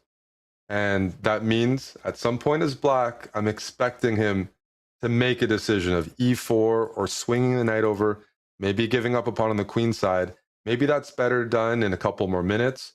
And the players really have to rely on instincts and can't just brute force calculate everything. But you can feel the nerves right now. The players are really taking their time, matching each other on the clock, and avoiding commitment in the center. Yep. And in some ways, I will say at the start, a couple moves ago, I was thinking that the lack of commitment was a problem for Duda. Now I feel like it's almost shifting more to Magnus, that he has had a great position for 4 to 5 moves, and Duda's has slowly improved over time. And now we're going for this idea. You called it before, but I think you called it before because it almost felt like it made more sense before with the queen on the queen side, keeping things defended. Nevertheless, the ideas remain the same. Well, with the queen on the queen side, we weren't dropping a pawn to on. Here, knight takes b4. You have the a6 pawn, so bishop a3 can be met by a5. And a4 is loose as well, so I'm not fully seeing this. Let's say bishop a3, a5. Yeah, you might be okay in the end, but you're losing your advantage. You can take b7, everything liquidates. And we were liking white's position before. We were liking the bishop pair. Here, Duda's moves are very natural. Absolutely. And he's just called knight takes b4 out. Like he's what's going the to queen take doing it. Yeah, that's a on good e2? question. It's just a worse version than what we were looking at. And I'm just not seeing the advantage. Yeah, queen on c3 would have. And also, black's pieces have also improved. Rook from d8 to f8, queen over to g5, king h8. Those are the moves that I felt have improved the game. I'm almost expecting like a5 or like if I lose the a pawn, I don't feel that there's really any push at all. And bishop takes a4 is absolutely the next move that black is going to play. So rook c4, okay. I like this move, but it's more so admitting you haven't extracted much and trying to fizzle, trying to trade everything off. Let's say bishop takes a4, rook b1. This pawn has been. You're going to pick up b4, and when you pick up b4, all of a sudden you have 3 attackers on the b7 pawn. Although I'm curious, maybe rook b1's a mistake. There might be some tactics here as well. I'm noticing now bishop b5. And that's something that could be missed. I mean, I missed it. I'm not saying Magnus will. Okay, look at that. It's the exact B5. same tactic, by the way. Same idea. If he'd taken on b5, your idea of e4 and bishop takes b5 was there. So that was a bit clever, which is why Duda was able to play b5 and effectively win a pawn here. Black is up a pawn. It is defended. The worst case for Duda feels like equality. He's also up on time. Uh, Eric, we might be actually in an extremely similar situation to the previous match. This is provocative because black is liquidated, picked up this pawn on h3. So the material's still a pawn extra for Duda.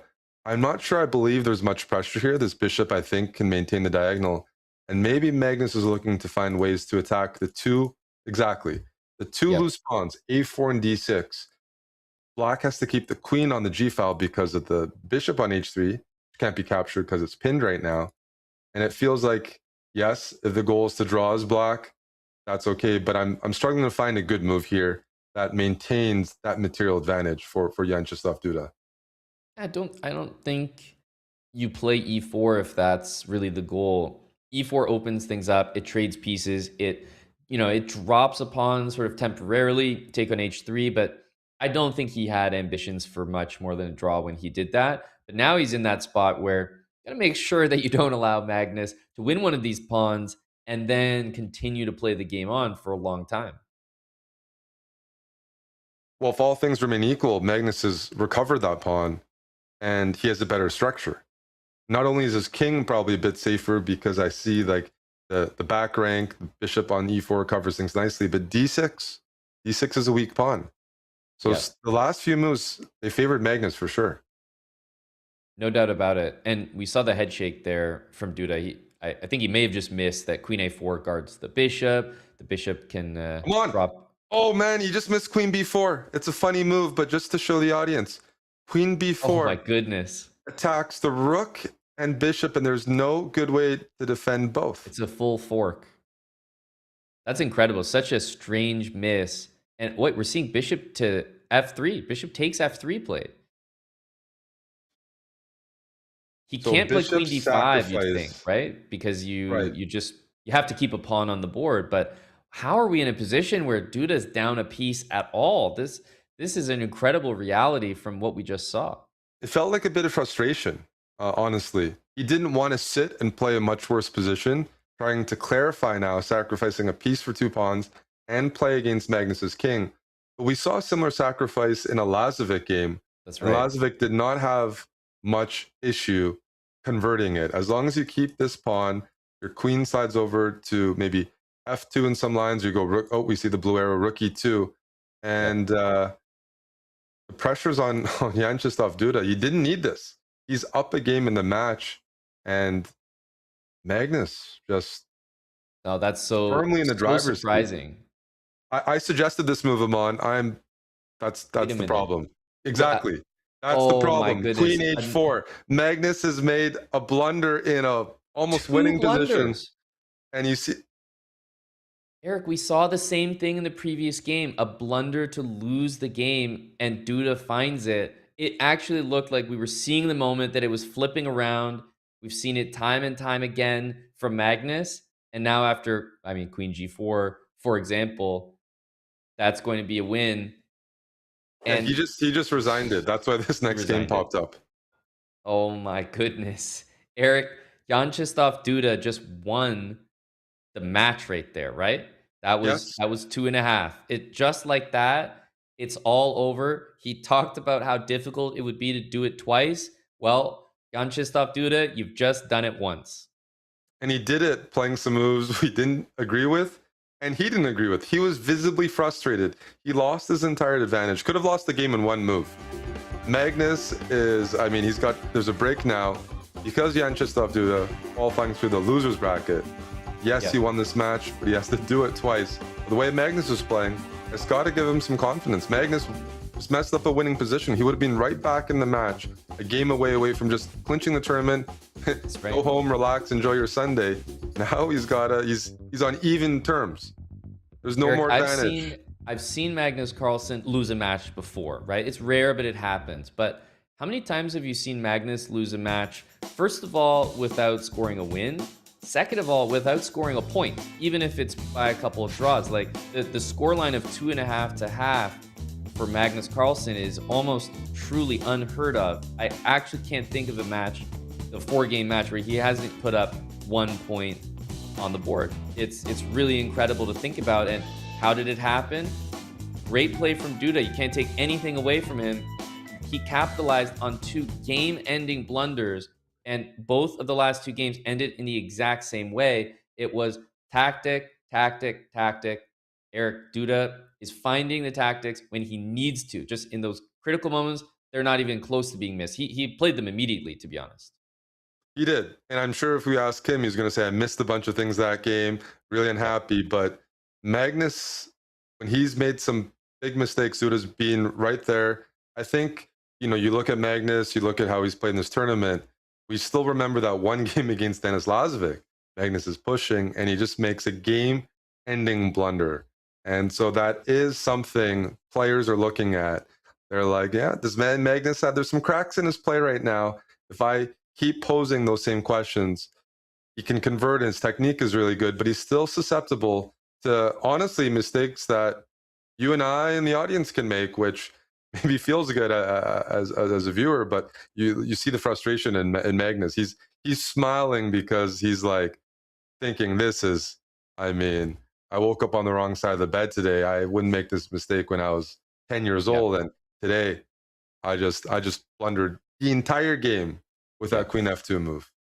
Yeah, you're mentioning it. If you have the game, maybe we can even pull it up, because I feel like this is it's a mistake you were just saying that we could all make, and that's what's so interesting about it. It really looked like a regular move, bring the queen closer to the pieces. The blue arrow is screaming for rook e2. The other line that I was actually looking at, Eric, was if you play queen takes d5, I was looking at queen h4 and king g1, rook takes g2, and queen takes on e1. And I had seen this idea, thought, oh, the rook's loose. That's why the blue arrow was asking to move it. And then Magnus plays queen f2. So he plays a move that actually covers the h4 square indirectly. And, there's just so many ways you feel like queen h4 is never happening now. But then rook takes g2, Eric. Walk us through this blunder. Yeah, you mentioned queen h4 because queen h4, king g1, rook takes g2. Queen takes doesn't work, but you just have king takes and you're up a rook. But by changing the move order, forcing queen takes g2, you can't do king takes g2 here. Now, after queen takes g2, queen h4 check. Block with the queen doesn't matter. I take on e1 with check. So all of a sudden, everything falls apart. Oh my goodness. That is such an uncharacteristic blunder. And I feel like the same type of blunder has happened a couple of games in a row. And if you just think about the chess.com Open in its entirety, Duda against Magnus, it really has been Duda holding a very strong level. Not perfect, but the games are going to be full of mistakes and opportunities for both sides. Yes, he's given up some opportunities. Magnus hasn't always taken them. That blue arrow there that we saw, remember queen b4? You pointed out that fork completely eluded me. What an unusual way the 2 pieces cannot be defended. But that's an opportunity that Magnus will be kicking himself over, because yes, he was outplaying. Yes, he was up a piece at the end, but he could have been up a piece without losing anything for it. Just a complete knockout. Yeah, I mean, you don't see that too often. The momentum was clearly shifting. Like Duda, it felt like he just sacrificed the piece out of frustration. So for that to pay off in such a high stakes game, that doesn't happen all the time. Magnus obviously being cooperative there, but it really felt like Duda was almost like, man, I can't believe I messed this up, and almost ready. I was expecting that game to maybe finish with a Magnus win 10 moves from where we were at, and then we have winner takes all game 4. Instead, we're looking at a match victory for Vyacheslav Duda. Magnus hasn't won yet today, as you mentioned, and for the fans, for us, this is kind of what we wanted, right? A real grand final feeling where now both players, this is winner takes all, no more losers bracket, has to win twice. Duda doesn't have to think about that anymore. The birthday boy has a lot to feel confident about heading into the second match. That's amazing. What a result. On his birthday, he started off with a 2.5 to have an emphatic score, basically one of the best scores that you can get to win as quickly as possible. They've reset which means they will play another best of 4. So you got to do the exact same thing again. But for Magnus, it's nice that you can. It's not like the score from the first match matters. It's not that, oh, it's 2.5 to half, so now he has to win by the same score. No, it's simply an individual separate match, and we start things up again. But this time, there's no extra life. This is a true winner take all matchup to find out who is going to be our chess.com Open champion.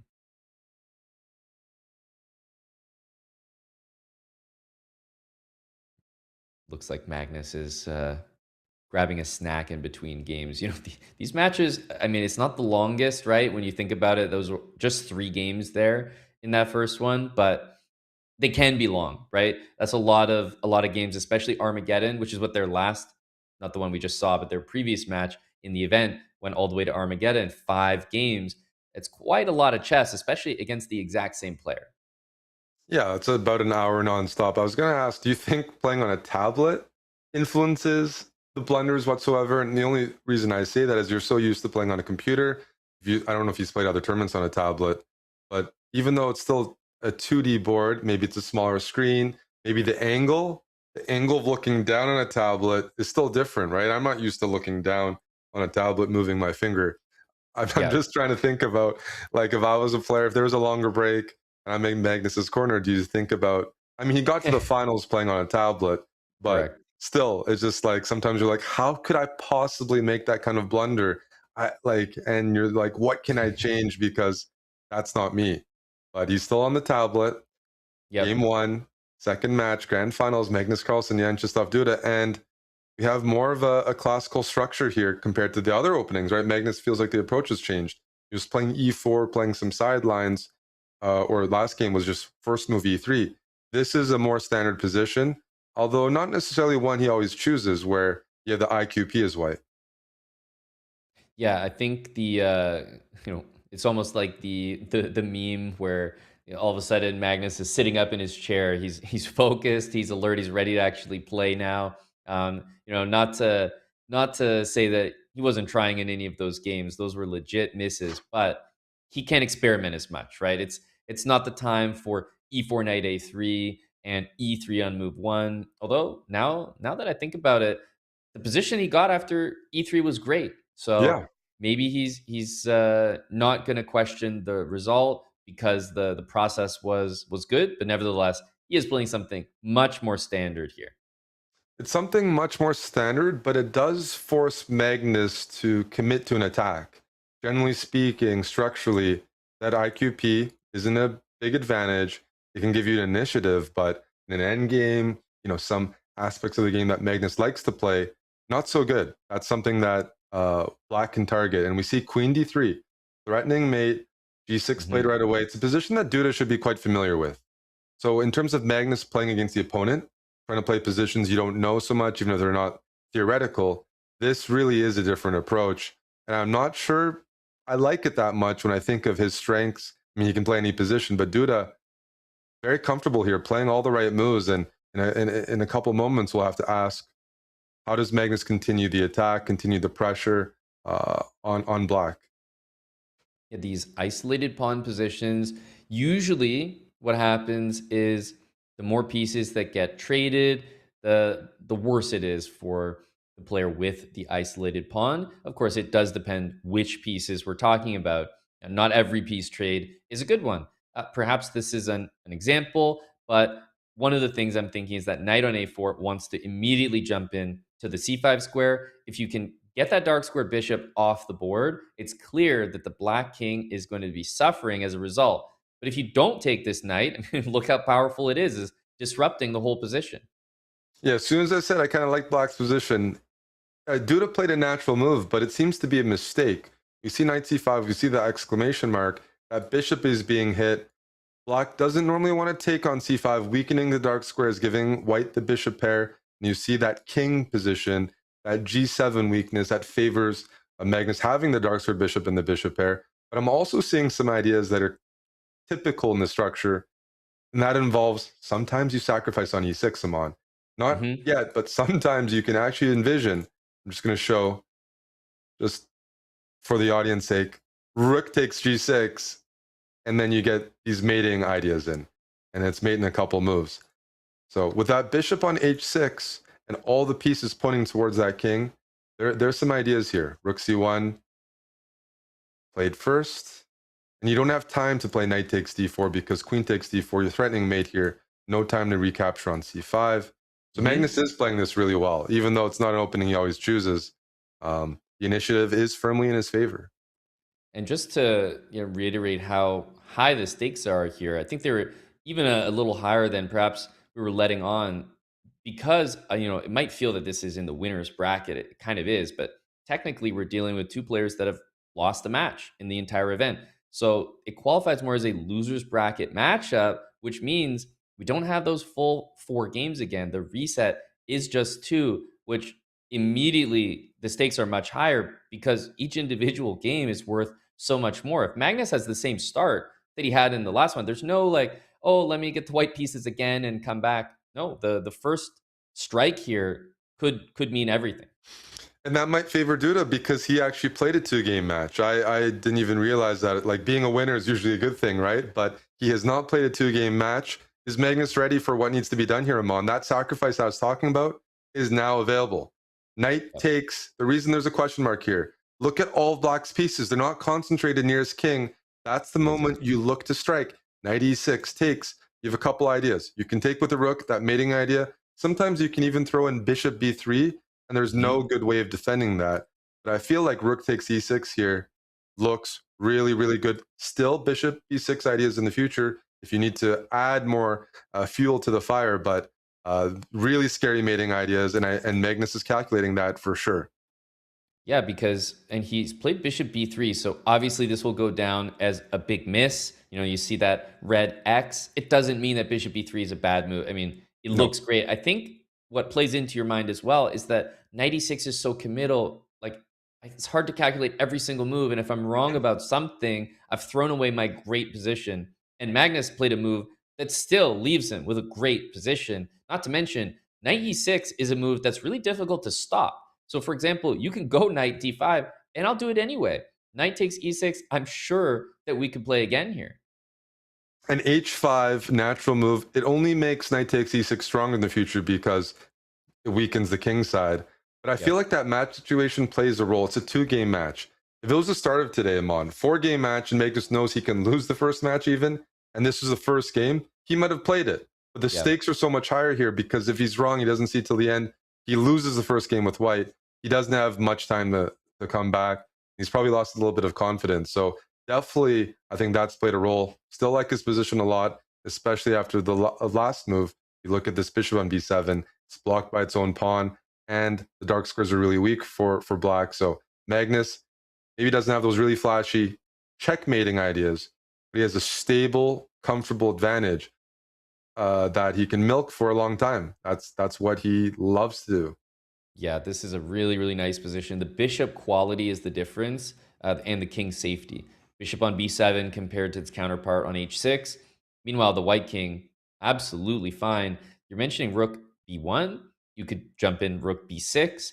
And if the bishop goes back to a8, I mean, there's cases where if you just play a move like queen takes a6, I mean, you could play this in so many different styles. I think looking at the bishop on h6, immediately my attention is drawn to the king side, but just goes to show how good the position is. An endgame will be good. You can take the a pawn. You can play for the dark squares. If the knight moves now, you might be looking at ideas like rook takes c8 and queen e8. So you have to be careful of your back rank now, as well as the dark squares. Yeah, that's like an example of the back rank. Queen e3, it's a nice move. I think Magnus is trying to play against this knight. It takes away knight e7, knight f5, thinking about ways that Black can migrate. Black needs to migrate pieces over the king side. This move like f6, it might look like it's weakening, but it does give the king a little bit of breathing room, and it takes away some of those back rank mating ideas that you alluded to. And I think that the king f7 move is necessary because I was immediately looking at a move like knight h4, and there's almost no way to defend that pawn. So king f7 will come into effect, and this rook b1 move, question mark, I'm just going to say that feels harsh. No, Unless there's a win here for Black, that's a bit absurd. It looks like a great move. I assume rook b6. is the intention. But I will say, queen d3, putting pressure on a6 and g6 feels good. And the fact of the matter is we were on d3 before, so it feels like the exact same move, rook b1, but now we've done it maybe 2 moves later, so black's position perhaps can deal with it a bit better. Yeah, queen d3 looks good attacking both of them, but yeah, previously it was a lot stronger because knight e7, knight f5 is coming in. It's still, no matter what happens, the reason we're saying it's harsh to say it's a bad move for Magnus is his position is good. The bishop on a8 simply not in the game. All of white's pieces are generally quite good. Bishop f4. Come on, what are you looking at here? Bishop f4, and that's It's just a a simple one. blunder from Vyacheslav Duda. Pressure, right? Pressure, It's just an unpleasant position. I mean, pressure led to Magnus making mistakes in the first games. Duda is now experiencing it, and this is effectively impossible to come back from. And Magnus knows this is over because he's not just winning the material, he's got the same exact threats that he had previously. It's not like he had to give up a pawn or give up his, one of his better pieces. yeah. No, all of his pieces are great, and this is just going to be 100% over. The same attack, but now up material. Yeah, even if black gives up material for the queen, white still has attacking chances. I'm just going to show a line. Rook takes b6, bishop takes queen, rook takes queen, queen check, king here. I can take the bishop, but I can also just play h6 check, queen f8, pick up the rook. You don't even have a good way of giving back the material. In terms of conversion, this is actually very elementary, and we have a resignation. Yep, that's how elementary it was.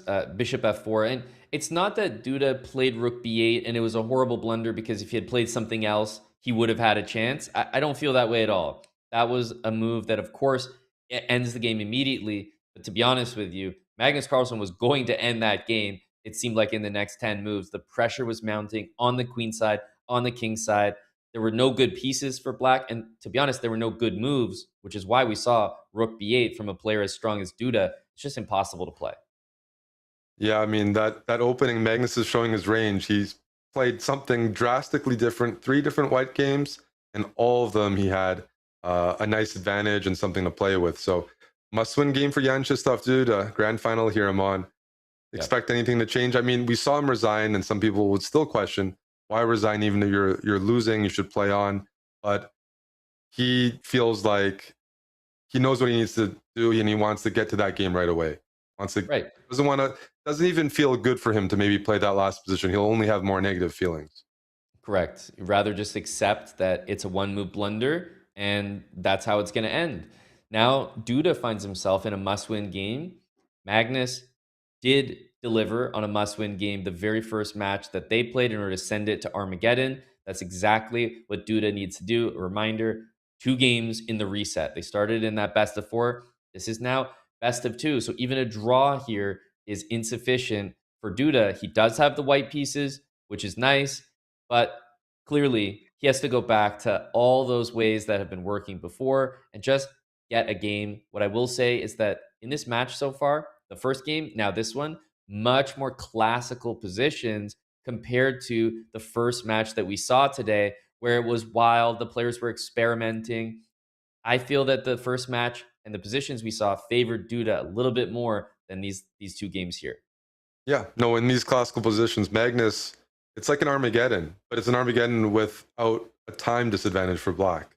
So he's just playing e5, playing positions he knows, and it's, whether it's blitz chess, rapid chess, classical chess, e5 has been a great opening for 500 years. It's been tough to crack, and really curious what Duda will choose here to imbalance it and give himself that type of position that we've seen Magnus sometimes get frustrated with, like not easy natural moves and some lingering attacking chances. Here, not so easy. It's a bit of a slow maneuvering game, and all these guys are really good at that. But Magnus hasn't shown too many weaknesses in that. Even the last game was a great example, right? The IQP position, he was dominant there in a position that's been well studied and known for a while. Still showing his understanding. Absolutely. Well, Knight h7. This is the last chance. Yeah, knight h7 by Magnus. He's not really looking to play this game in the most classical way. G6 and knight h7. Of course, you think a little bit about the f-pawn moving up the board would require an additional move. king g7 or king h8, for example. But you also start to think about moves like knight g5 just to trade a few pieces off, maybe bishop e6 as well. So knight h7 is flexible and not entirely revealing. Yeah, knight h7. Just trading. I don't play the lines too often with white where you bring this dark squared bishop out early. They can be a little counterintuitive. You're like, my bishop is here aimed at e5. What do I do to free it open? And sometimes that involves playing d4. In the meantime, what you mentioned for black, sometimes you move the king off g8 so that you can free up the f pawn and you can envision a bit of a pawn storm coming. And so now f5, Magnus didn't play knight g5. f5 is a threat. You have to play d4. I was going to say, is bishop f6? I was wondering how we were going to handle d4 actually on the previous turn. And here it's the same thing. I mean, if you take on d4, it just feels silly that we played knight h7. So it's almost like a King's Indian sort of approach to the position where if white plays d5, black is happy to play knight b8 or knight e7 and just, retreat the knight. Eventually, you will spend the extra time to now move the king again, move the bishop back to g7. You've got a position that looks exactly like a King's Indian, but white has a bishop on g3, a piece you almost never really want to have in a King's Indian because f5, f4 is just going to come with tempo. Yeah, that'd be a better version for black, which means a lot because the King's Indian is pretty tricky to play. And I think speaking about this bishop on g3, what you mentioned is right. Black doesn't want to take on d4 unless it's very good because part of your play here is that this bishop on g3 isn't in the game yet. And yes, you can take on e5, but right now that's not only well defended, but easy to add more defense on with rook e8 or queen e7. But it is a big decision for Duda because knight b3 is one way to deal with the fact that this pawn is loose.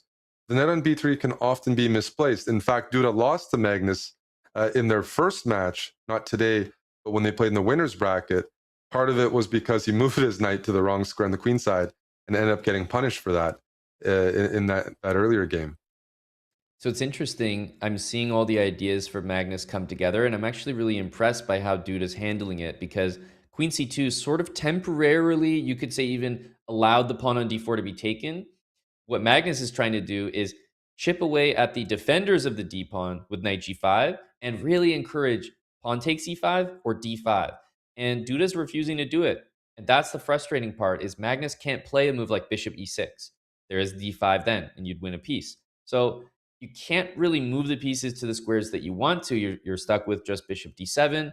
Now, for example, if you ever did play d5, it might be a little bit better. e7's not available. The knight would be kicked back to a square that really doesn't have a future. So I think Duda's doing the right thing and just waiting this out because Magnus is going to start to feel extremely cramped in the position.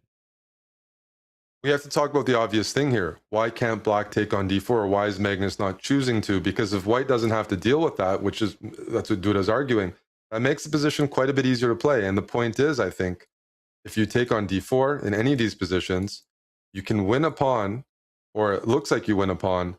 But after f4, this is a must-win game for Duda. f4, knight swings back to f3. White gets a massive initiative with the center here. Feels like things are very loose. Magnus isn't really a pawn grabber unless he feels like it's an easy to play position. And this position certainly isn't the play. If you move your bishop here, you lose your ability to have that bishop in long diagonal. But something like bishop f6, I go e5, and all of a sudden, all of white's pieces are effective, putting pressure here, and perfect for the match situation where he needs an imbalance to try to beat Magnus. And here we go. Rook d8, still avoiding the capture. Now, white's played king h1. White's played rook e1.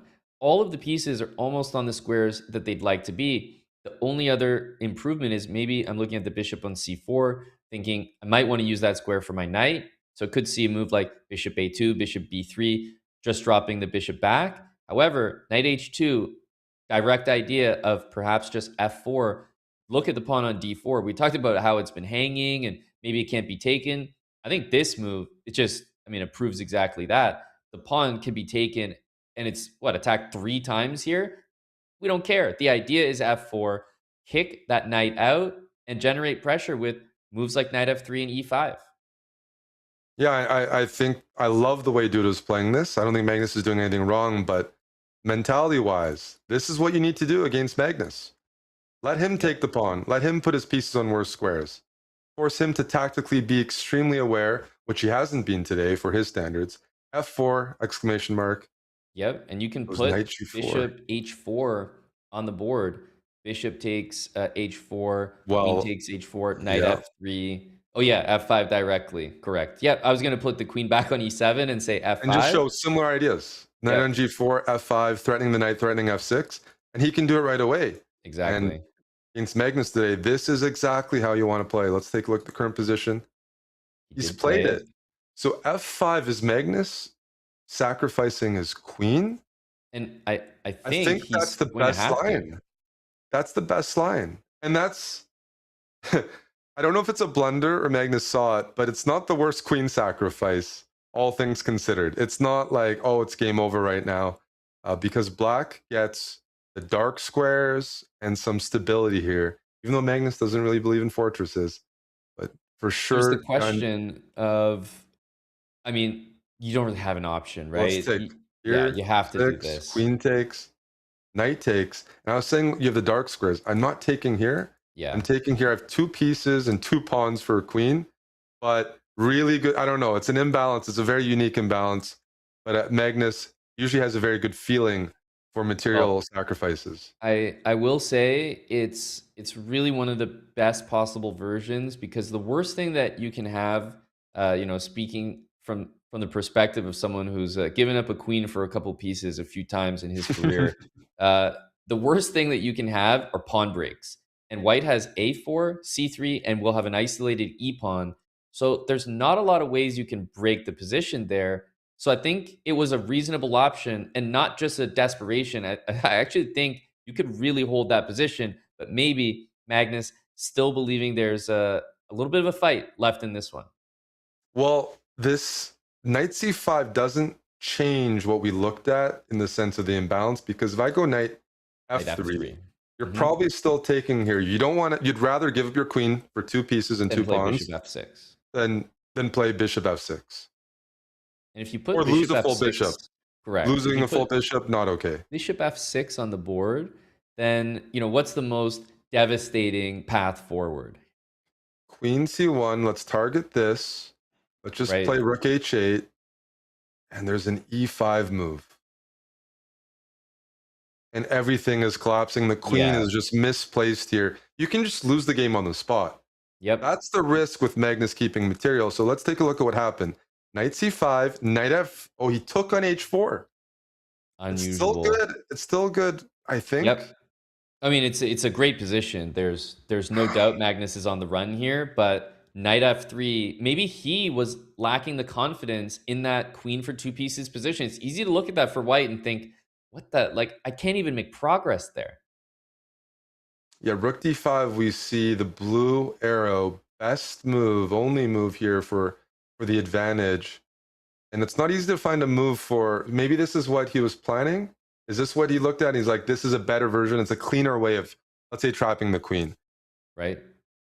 I mean, Well, the blue arrow is very important, I feel like, to find right now. I'm it's to also threaten looking f6. also looking, Eric, at Duda's camera. He's had to move actually further and further back from the screen, I think, so that the sun isn't actually That's hitting not him an optimal directly. setup. Yeah, Yeah, he's got it's to he's got to put some face paint on him, on like the football players, the baseball guys that remove the glare a little bit.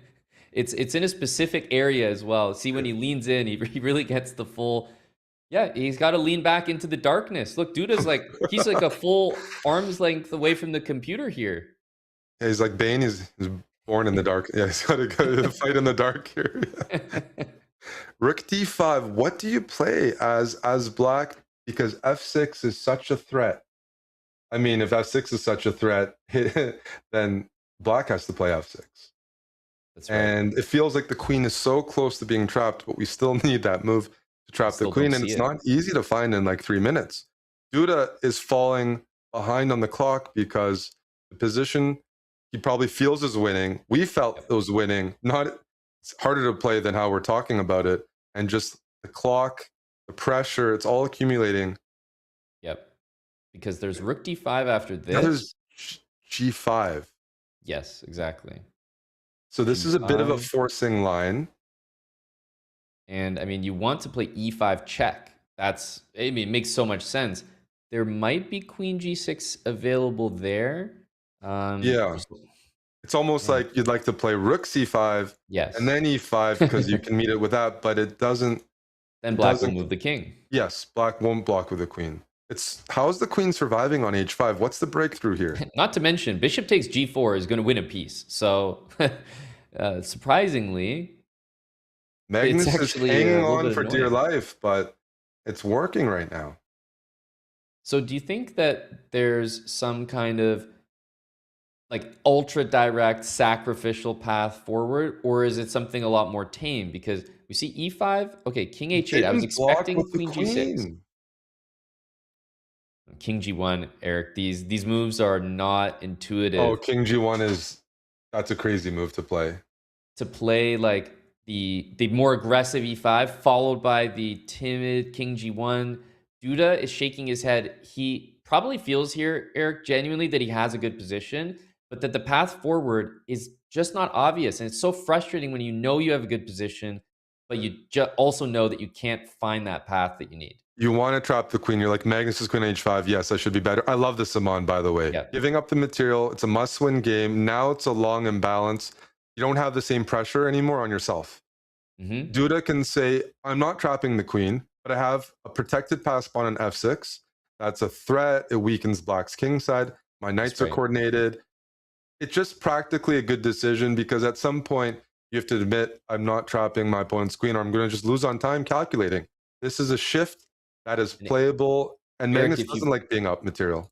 If you think about this move, rook d5, I was trying to understand it, and I was thinking queen takes b7. There might be knight e5 with a queen d1 move at the end of this line that's really annoying to deal with.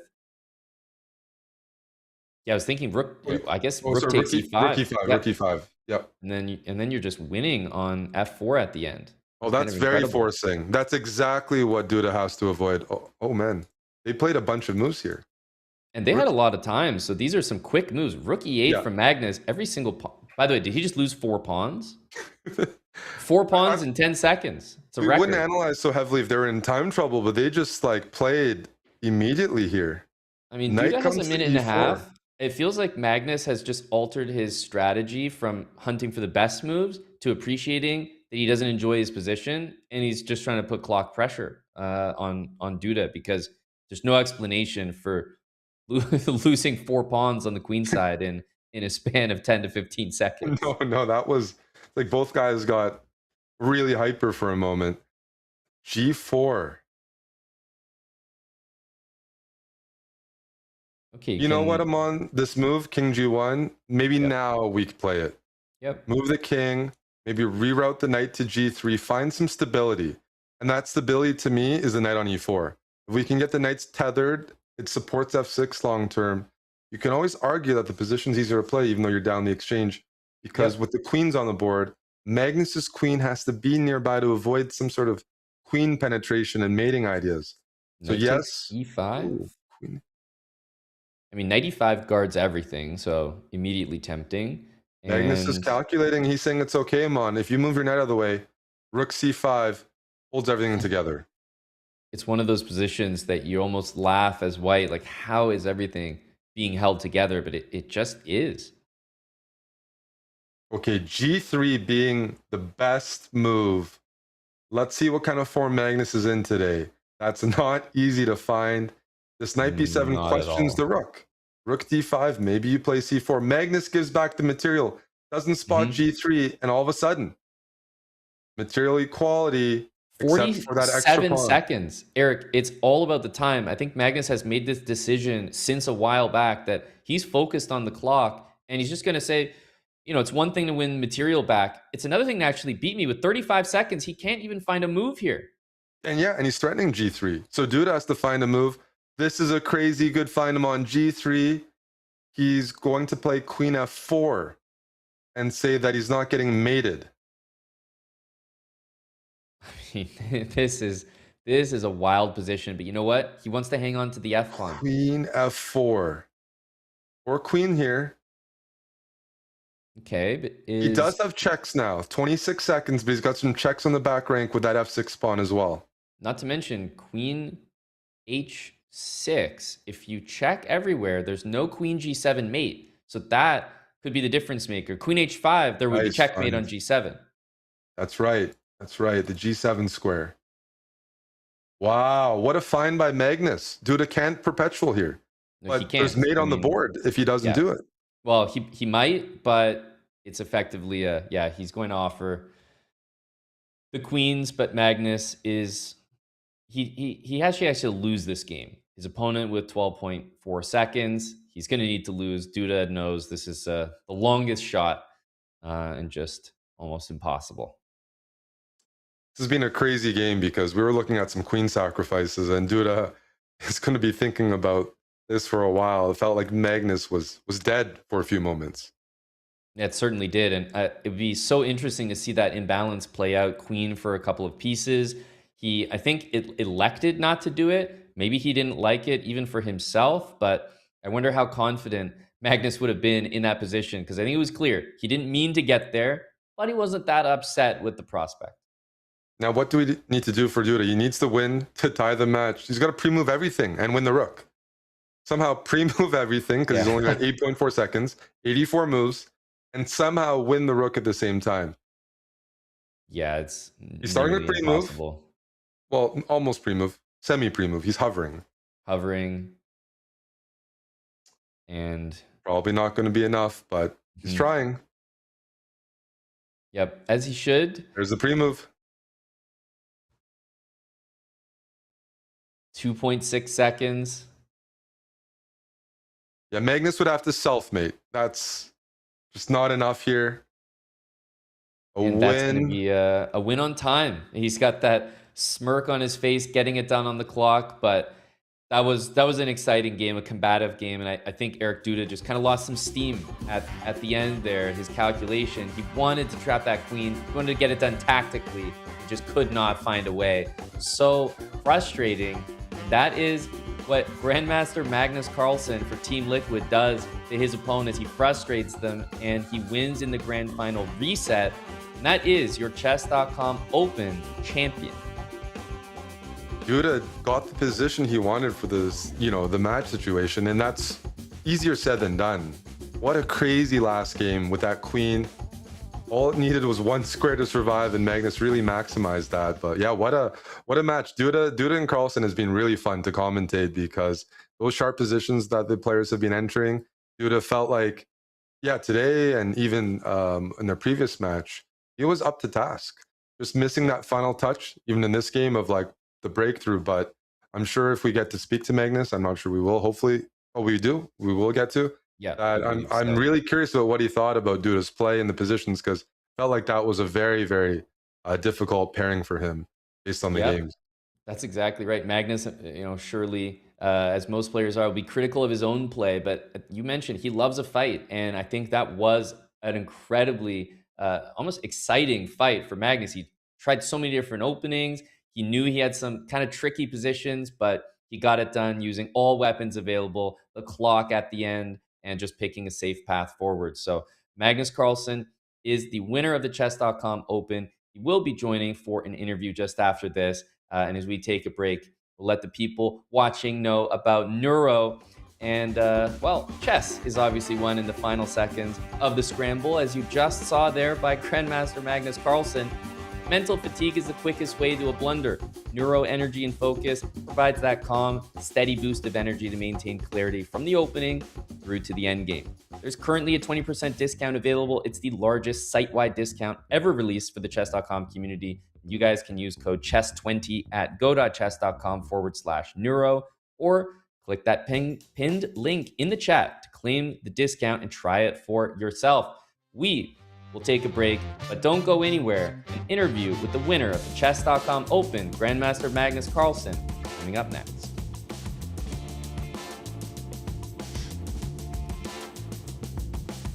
What's up, everybody?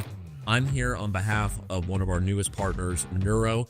You may have known them before as Neuro Gum, but they make more than just gum now, even though this is the stuff that I actually personally really love and have been using for a hot minute.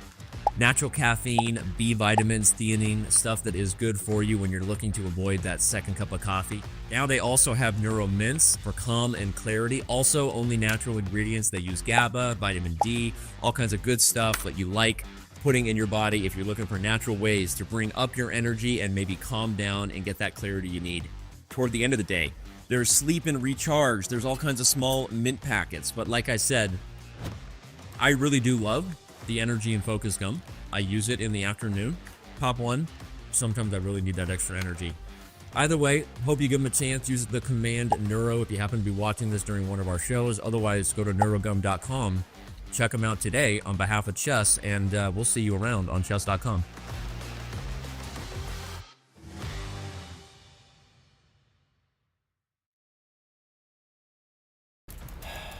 Busy day. Come on, honey. Oh, man. Eric. Magnus, you gotta be kidding me, man. Don't they know that I'm working? When I'm struggling to get through my day, I rely on NeuroGum to give me the energy and the focus that I need to keep up with a busy life. My wife needs me. My kids need me. The kids can wait. Me and DannyBot have got work to do. Feels good to focus on what matters.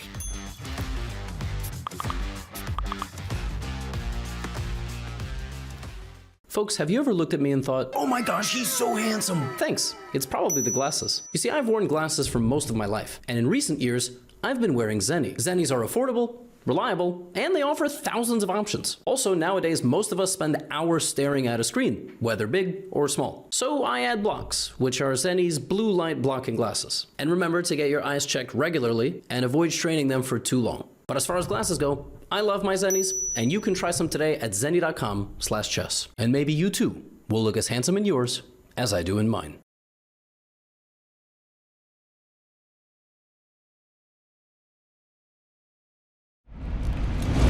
The totem holds the moments that defined champions. Plays that became history.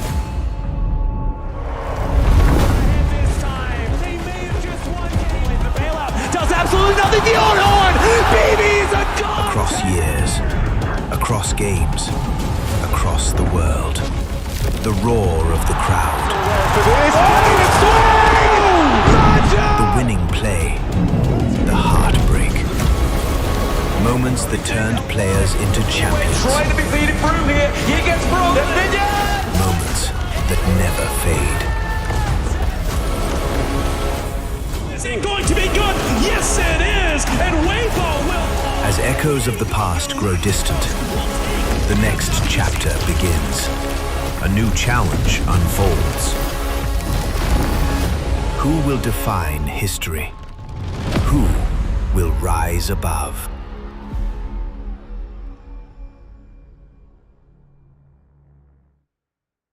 Zenni is the official eyewear partner of chess.com. They have thousands of affordable frames that you can try on virtually from home and customize to your liking.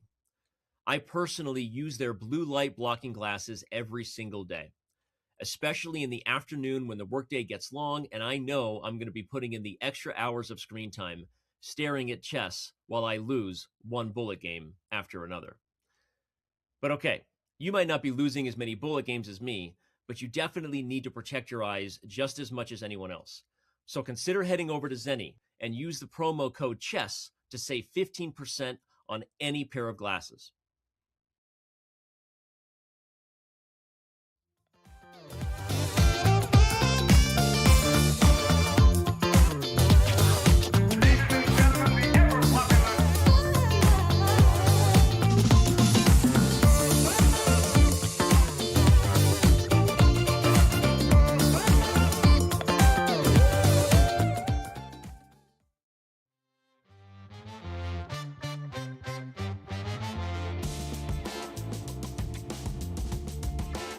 Welcome back, everyone, to the chess.com Open.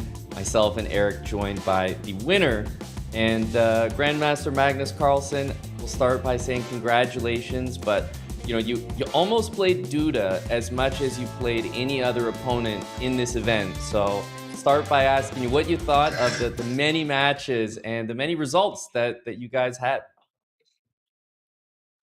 No, it was quite similar to one we had in the Champions Chess Tour a few years ago, where I just got crushed in the first match, and then won the reset after. So I think back then we played two matches, and then if it was equal, we played one more. So not quite the same, but similar. But yeah, I certainly got to yeah got to play him a lot. Well, I was going to ask, do you feels like you maybe enjoy playing him when he's in form like that? I mean, you had some blunders, obviously, but you played a bunch of different openings, positions. Felt like, yeah, it was like let's try things. And he likes to fight, and when he's playing really well, he's super sharp, super accurate. You saw who he beat to even get to you, and I feel like sometimes you do like those challenges and testing the waters. Yeah, I felt like I kind of managed to muck it up by playing so, I shouldn't say badly, but just like weirdly that he lost his rhythm a little bit. Uh, but yeah, it was fun. It was a lot of fun, but I think it says something about my mood that when he went for that Bishop C4 line in the second game today, I just thought, well, if he's gonna play Bishop C4, let me do the same and like just go Bishop D6. And I thought, well, how bad can it be? And I don't. I mean, it turned into a very very interesting game. But I did talk about it during the EWC as well as here, that the lack of increment just makes this a completely different game, and it just adds a layer to everything. So it felt like a lot of points you kind of try and think, and then you realize, well, I'm gonna lose some time, so I just have to I just have to change it up a little bit. So um yeah, that's overall, like, it was a fun tournament. Yeah, we were actually looking in the very final game there. Obviously, there's a big opportunity. You might have missed it, but maybe you weren't too unhappy at the prospect of maybe having to sacrifice your queen for a couple of minor pieces. Are you surprised that he didn't invite that, or how comfortable would you have been if it happened? No, I was hoping to be able to talk about it with you out afterwards. I'm I on. was suggesting that you might be in a winning position there, Magnus, if you went for it. Yeah. So for those who don't know, Amon plays this line in the England Gambit where you give up a queen for two minor pieces early on for like a solid position, a good pawn structure, and then you essentially hope to wear your opponent out by, defending very solidly. And That's I, I right. kind of I kind of like the idea, but what I would have essentially gotten the same thing with kind of the same structure, but just with an extra pawn. Like, how could that possibly be bad? So I thought about Agree. it, but then it felt to me like if I go knight c5 first, and then knight f3, and then I take the bishop, it's kind of a better version for me, because the knight on f3 kind of blocks the f file, and it seems to me that I'll be able to put up blockade, and then there will be a few questions asked. First of all, I don't know if my position is really that bad, but also, can you win it? Can you win Mhm. it in time, right? So that would have been fun, of course, but I mean, he went for something else instead, and which wasn't bad either. And then when I missed this rook c5, queen b3 idea, I sort of thought, well, now I'm gonna lose. But then I started looking at the time, and I actually made a good fight back after that. But there was no time in this entire tournament where I felt like I had any sort of control, really. We have some questions from the chat as well. I was going to ask. I mean, I told the audience I didn't think this was the case, but Jumpy91 was like, was E3 a mouse slip or finger slip uh, in your game against Duda? First move E3. No, but I was hoping he might think that, but he just went. He would just went E3, E5 immediately. So he didn't care. Is this tablet a new thing, by the way, for you playing on a tablet? What's No, the the story thing there? is, I didn't really plan to play this tournament until like last couple of days. And I didn't really. I mean, I don't have a laptop here, and so I had to. I would have had to use Ella's MacBook, and she doesn't. She doesn't really like it when I take that for many hours, which I very much understand. I'm not used to using a Mac either, so I thought, let me just try and play on my iPad because that's what I would do on an everyday basis anyway. Does that impact some games you play, or try like avoiding time scrambles where it's like 30 20 or 30 20 seconds each and you're playing these really fast young players? Does that impact or change anything, or it's just like, no, I'm down for anything?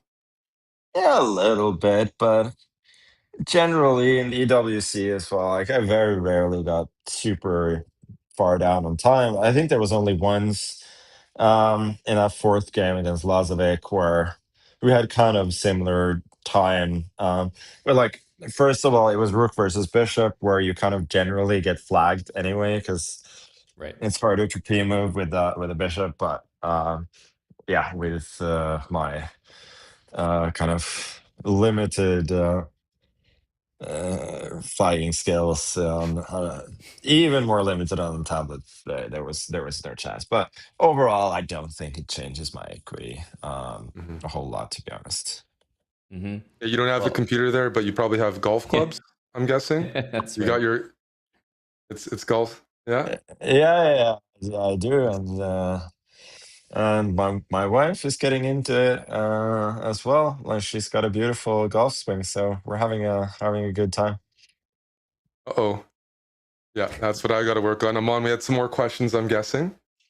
Yeah, no, I think you were reading one of the chat questions about golf, so Mhm. that's good. You got that one out of the way. And now I'll just go to the next one here from DZ89. Last one, Magnus, would you play differently the first match if there was no reset? Like if that was just it? Kind of touched on this a little bit, but were you experimenting perhaps a little bit more with the openings because you knew you had that leeway a little bit? No, I just decided. I just decided I'm just gonna have fun in this tournament, and I felt like I was fairly consistent in most situations in matches that I just tried to play for a win. So I thought I'm gonna do that today as well, and kind of also meant that I wasn't particularly worried when the reset happened because I uh I knew that there were You always needed a more reset as well. chances, and yeah, I mean the blunders that happen, they can happen, but I didn't feel like he was particularly crushing me either, and I wasn't like uh yeah, I wasn't, let's say I wasn't putting my very heart and soul into to the result of the tournament. Like I Mhm. wanted to win, but I most of all just wanted to enjoy it. And you did? You had fun? You look like you had fun? Yeah, for sure. I mean, some of the games were a bit silly, but I managed to win the tournament and play pretty much the maximum amount of games. So what's not to There we like? go. That's true. That's true. That's good. You're not complaining, and the audience is not complaining to get as much chess as possible. So I think Magnus, we'll leave it at that, and say congratulations. You're the chess.com Open champion, and obviously lots more of this no increment chess coming at the EWC. Yeah, Yeah, thanks, Magnus. it's gonna be awesome. Thank you. All right. Thanks to Magnus Carlsen for sharing some of his thoughts there after a long event. He mentioned Eric just played pretty much the maximum number of games as well. But representing Team Liquid, he got it done. And of course, we'll obviously see defending EWC champion Magnus Carlsen back at that event later this year. And we know few players who are going to be joining him guaranteed, right? We had that leaderboard as well. And I think most notably from this event, because Lazovic and Carlsen, also through the SCC as well, some spots there. I think Duda is really the name that stands out from this event as just claiming that direct qualification spot. And based on what we saw, just how competitive he was with the very best player in the world, I mean, it's obvious that he needs to be at the EWC, and thankfully, he absolutely will be. Yeah, he mentioned he did qualify last year, but he wasn't happy with his performance. So his goal, qualify, but clearly based on how he played against Magnus, like he wants to be competing very competitive at the EWC World Cup against all the big names, and very deservedly earned his qualification. And so we'll be seeing much more of him later this year. That's right. The Esports World Cup is coming up later in August. Will be a very exciting event. I think now it's just Title Tuesday that can really affect the leaderboard. So that'll be obviously the weekly event has never been more important than it is right now, because the only way to change your point total and qualify is the Title Tuesday and the leaderboard. And also, as we wrap up our show, there is a Kids versus Stars event tomorrow. I hear that Alexandra Botez is actually going to be playing 4 talented kids in a simul, 4:30 p.m. Eastern time. So that should be an exciting That one. sounds scary. Yeah, no, I said that if that invitation came my way, I'd probably have to decline it. It does seem like a place where you can easily lose a couple games. So I will naturally be cheering for Alexandra in that one, because the kids are going to be winning everything eventually. So that's coming up, Eric. And any final thoughts as you think back to the chess.com Open as we wrap up our coverage here? Just like the format, I mean, I think this is kind of approaching a year for the EWC no increment where it's fully cemented in the calendar. And I think, as Magnus mentioned, it really just changes the games. It opens up new openings, decisions, how you make them, it factors it in. Magnus was talking about giving up the queen for 2 pieces being playable, especially with the clock. So not only am I enjoying commentating, I'd love to play more of those as well. I am really liking the format, the upsets, the Armageddon. I think it's just great entertainment value. So really looking forward to more and more events using the format. Yep, this is no increment chess. We get to see more experimenting in the openings. Magnus was alluding to in that interview, a lot more things are playable, and the game changes.